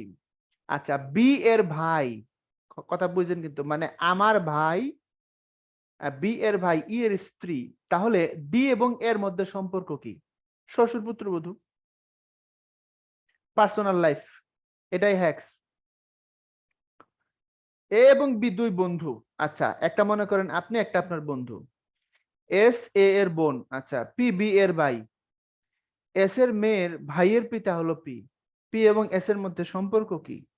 আচ্ছা, এখন দেখেন এ এবং বি দুই বন্ধু, তাহলে এটা হচ্ছে গিয়ে আমি, এটা আমার বন্ধু সোহেল। এ এবং বি দুই বন্ধু। এস এ এর বোন, তাহলে এটা হচ্ছে একটা মেয়ে। পি বি এর ভাই, পি হচ্ছে একটা ছেলে। কথা বুঝেন? তাহলে সোহেলের বন্ধু আমার বন্ধুর, কথা বুঝেন? বি যদি একটা ছেলে হয়ে থাকে, দুজন বন্ধু হয়ে থাকে, আমি বললাম আমি এবং আমার বন্ধু, এখানে বলছে বীর ভাই হচ্ছে আপনার পি, তাহলে আমার বন্ধুর ভাই হচ্ছে গিয়ে পি। আচ্ছা, এস এর মেয়ের ভাই, এসটা কে ছিল? এস এ এর বোন, এস এ এর বোন, তাহলে ও এটা না, দাঁড়ান দাঁড়ান দাঁড়ান একটু, আমি এটাকে ভুল করে গেছি। এস হচ্ছে মেয়ে, এস এ এর বোন, তাহলে এই এস হচ্ছে মেয়ে। এস এর মেয়ের ভাইয়ের পিতা পি, তাহলে এস, তার যে মেয়ে, তার যে ভাই, তার পিতা হচ্ছে পি। তাহলে পি কই পাইছিলাম? পি ছিল ছেলে। এখন পি এবং এস এর মধ্যে সম্পর্ক কি? পি এবং এস এর মধ্যে সম্পর্ক জামাই বউ, স্বামী স্ত্রী, personal. Okay, okay. 5 persons are traveling in a train, A, B, C, D, E. A is mother of C. তারপরে who is the wife of E? D is the brother of A and B is the husband of A. How is B related to E? আচ্ছা, একটা train ভ্রমণ হচ্ছে, একটু বুঝেন বিষয়টা। Train ভ্রমণে বলছে তারা 5 জন ভ্রমণ করতেছে, 5%, তাহলে 1 2 3 4 5। A is the mother of C, ওকে, তাহলে এ হচ্ছে মহিলা। who is the wife of E? তার হাজবেন্ড হচ্ছে E। D is the brother of A, অর্থাৎ এই যে একটু আগে বলছিল এ হচ্ছে মাদার, যে মহিলা, তার ভাই হচ্ছে D। B is the husband of A. How is B related to E? আচ্ছা, আমি যদি এটাকে বিশেষত একটু যদি আঁকাআঁকি করে যদি দেখাই, তাহলে বিষয়টা হবে এরকম। আপনার এই যে D, সে হচ্ছে মূলত, একটু খেয়াল করেন, আর হলো A, তারপরে হলো B, তারপরে হলো E, তারপরে হলো C, আর এখান থেকে হলো এর রিলেশন। তাহলে এখন দেখেন তো কি বলছে, 5% of traveling in the train, A B C D E, A is the mother of C। তাহলে এ হচ্ছে গিয়ে মা, কার মা? সি এর মা। who is the wife of E? তাহলে সে কার বউ? ইর বউ। তাহলে এ হচ্ছে, একটু খেয়াল করেন, A is the mother of C, সির মা হচ্ছে A. Who is the wife of E? যে ইর হচ্ছে গিয়া বউ। D is the brother of A, okay, D is the brother of A. তাইলে এ আর ডির মাঝে সম্পর্ক পাইলাম, তারা হচ্ছে গিয়ে ভাই। আচ্ছা, তারপরে বলতেছে D is the brother of A and B is the husband of A. তাহলে বি যদি এর হাজবেন্ড হয়ে থাকে, how is B related to E? এটা তো এই যে একে অপরের শ্বশুর, তাই না? তাহলে ফাদার ইন ল, হিসাব বরাবর।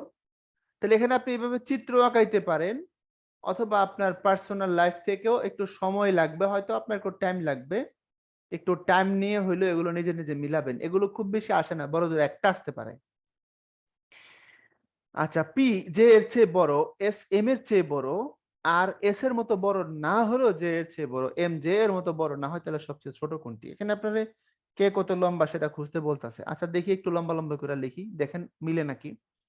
পি যে এর চেয়ে বড়, তাহলে পি রাখলাম উপরে, জে রাখলাম নিচে, আরো নিচে যেতেও হতে পারে।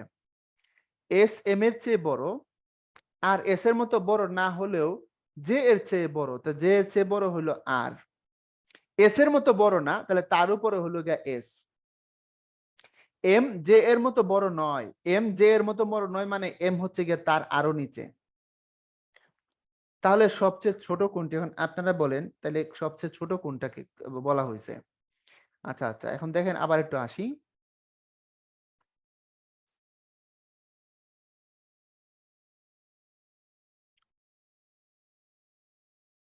সবচেয়ে ছোট এম, পি জে এর চেয়ে বড়, আমি আগে লিখছিলাম এ হলো জে, এ হলো পি। এস এম এর চেয়ে বড়, আর এস এর মতো বড় না হলো জে এর চেয়ে বড়, তাহলে জে এর উপরে তুলে দিলাম আর কে। এম জে এর মতো বড় নয়, তাহলে জে থেকে এম হচ্ছে গিয়ে ছোট, রাখলাম তারে ছোট। তাহলে সবচেয়ে ছোট কোনটা? সবচেয়ে ছোট এম। হিসাব সহজ, এগুলো এরকম লম্বা লম্বা করে লিখে দিবেন, বের হয়ে যাবে। একটি দলে, ও আপনারা বুঝছেন কিনা একটু দেখি, বুঝছেন? ওকে, থ্যাংক ইউ। একটি দলে এ বি সি ডি এবং ই নামে 5 জন শিক্ষার্থী আছে। এ বি এর চেয়ে লম্বা, সি ই এর চেয়ে খাটো, এ ডি এর চেয়ে খাটো এবং বি ই এর চেয়ে লম্বা হলে কোন শিক্ষার্থী সবচেয়ে খাটো? আবার আগের কাহিনী হচ্ছে এখানে। এ বি সি ডি ই আছে 5 জন, এ বি এর চেয়ে লম্বা, তাহলে এ রাখলাম উপরে, বি রাখলাম নিচে।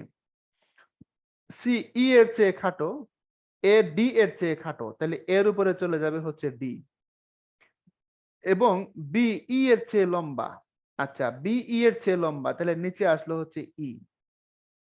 কোন শিক্ষার্থী সব থেকে খাটো? আচ্ছা, এখন আসেন হিসাবটা আবার আগের জায়গা থেকে নেই। এ বি এর চেয়ে লম্বা, সি এফ এর চেয়ে খাটো, ওকে, সরি, সি ই এর চেয়ে খাটো। তো সি যদি এর চেয়ে খাটো হয়, তাহলে এখানে আবার সি বসাইতে হবে, তাহলে উত্তর হবে গিয়ে সি। নিয়ে নিলাম সি, ব্যাস। খাতায় একাই ফেলবেন উপরের দিক থেকে নিচের দিকে। রাজু মিনার থেকে লম্বা কিন্তু রিশাদের থেকে খাটো, মিনা করিমের থেকে লম্বা কিন্তু মিনার থেকে খাটো, এদের মধ্যে সবচেয়ে লম্বা কে? রাজু মিনার থেকে লম্বা, তাহলে এই হলো রাজু, এটা তো রিশাদও আছে দুইটা, আর দুইটা না, তাহলে পুরাটা লিখে দিই। এই হলো রাজু, আর এই হলো গিয়া আপনার মিনা। রাজু মিনার থেকে লম্বা কিন্তু রিশাদের থেকে খাটো, তাহলে উপরে হচ্ছে গিয়ে আপনার Rishad.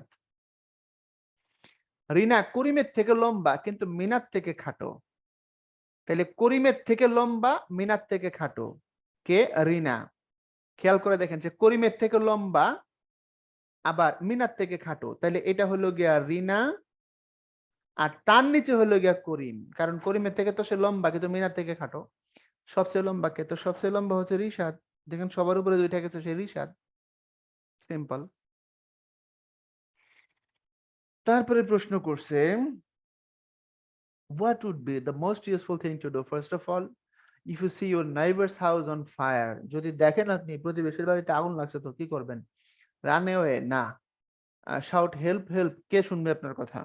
Telephone for the fire brigade and manual help the inmates out, এটাই ঠিক। ডোন্ট ইনভলভ ইয়োরসেলফ আননেসেসারিলি, না কখনোই না। C answer. নিচের কোন শব্দটি একাধিক অর্থবোধক শব্দ নয়? Address, current, band, sky. এখানে শুধু স্কাই মানে কেবল আকাশ, আর এটাকে আপনি আলাদা অর্থ করতে পারেন দল হওয়া, সংযুক্ত হওয়া, বেঁধে দেওয়া। কারেন্ট মানে চলতি হয়, কারেন্ট মানে বর্তমান হয়, প্রবাহ হয়। অ্যাড্রেস মানে কাউকে অ্যাড্রেস করা, সম্বোধন করা। ঠিকানা মানেও তো অ্যাড্রেস, আবার বক্তব্য দেওয়াটাও অ্যাড্রেস।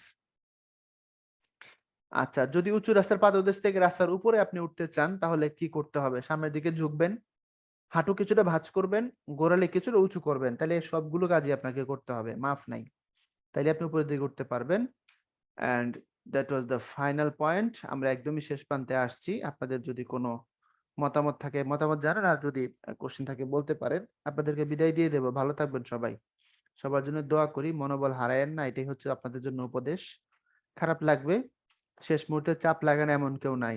যে বেচারা আপনাদের সাথে বিসিএস এ ফার্স্ট হয়ে যাবে ফাইনালি, সমস্ত মেরিট মিলে আর কি, সমস্ত টোটাল বিসিএস এ, সেও কিন্তু চাপেই থাকে। সুতরাং ভাই, আগে সবাই চাপে থাকে, একটা সময় ঘটনা ঘটে গেলে সে বুঝতে পারে ও আমি ঘটাই দিছি। এটার নামই বিসিএস। এটাই বিসিএস এর থ্রিল, এটাই বিসিএস এর মজা। তো আপনি চাপে আছেন মানে যে আপনি খারাপ আছেন এমন না, সবাই চাপে আছে। ঠিক আছে কথাটা? মানে এই চাপকে আপনি কতটা সহজভাবে হ্যান্ডেল করতে পারেন তার উপর ডিপেন্ড করবে আপনি কত সহজভাবে ভালো মতো পারফর্ম করতে পারবেন, এটাই, আর কিছু না। আমি কি বুঝাতে পারলাম আপনাদের?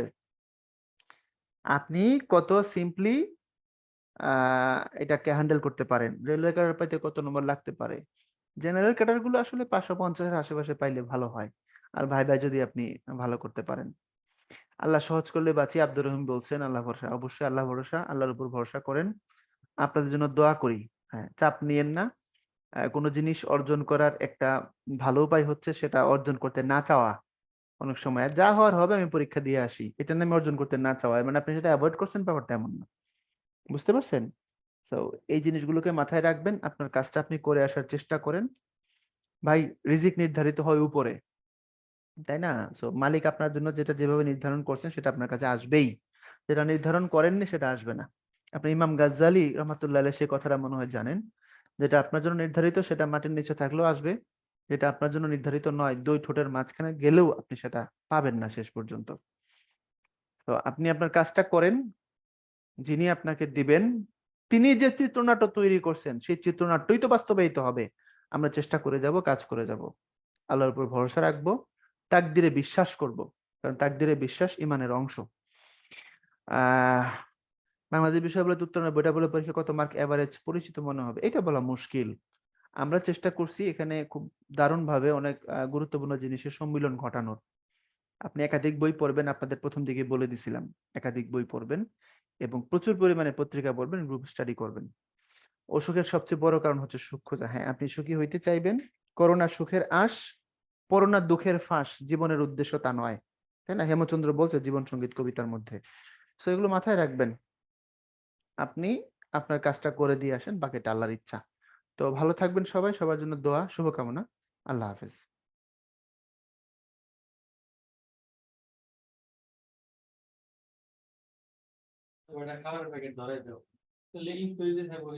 ধন্যবাদ কাউসার ভাইকে অনেক সুন্দর একটা ক্লাস উপহার দেওয়ার জন্য। আর আপনাদেরকেও অসংখ্য ধন্যবাদ আমাদের সাথে শেষ পর্যন্ত থেকে ক্লাস করার জন্য। আর আপনাদের পরবর্তী রুটিনের পর্বটা আমি চ্যাট বক্সে দিয়ে দিয়েছি এবং আবারও দিচ্ছি, আপনারা একটু কষ্ট করে ডাউনলোড করে নিন।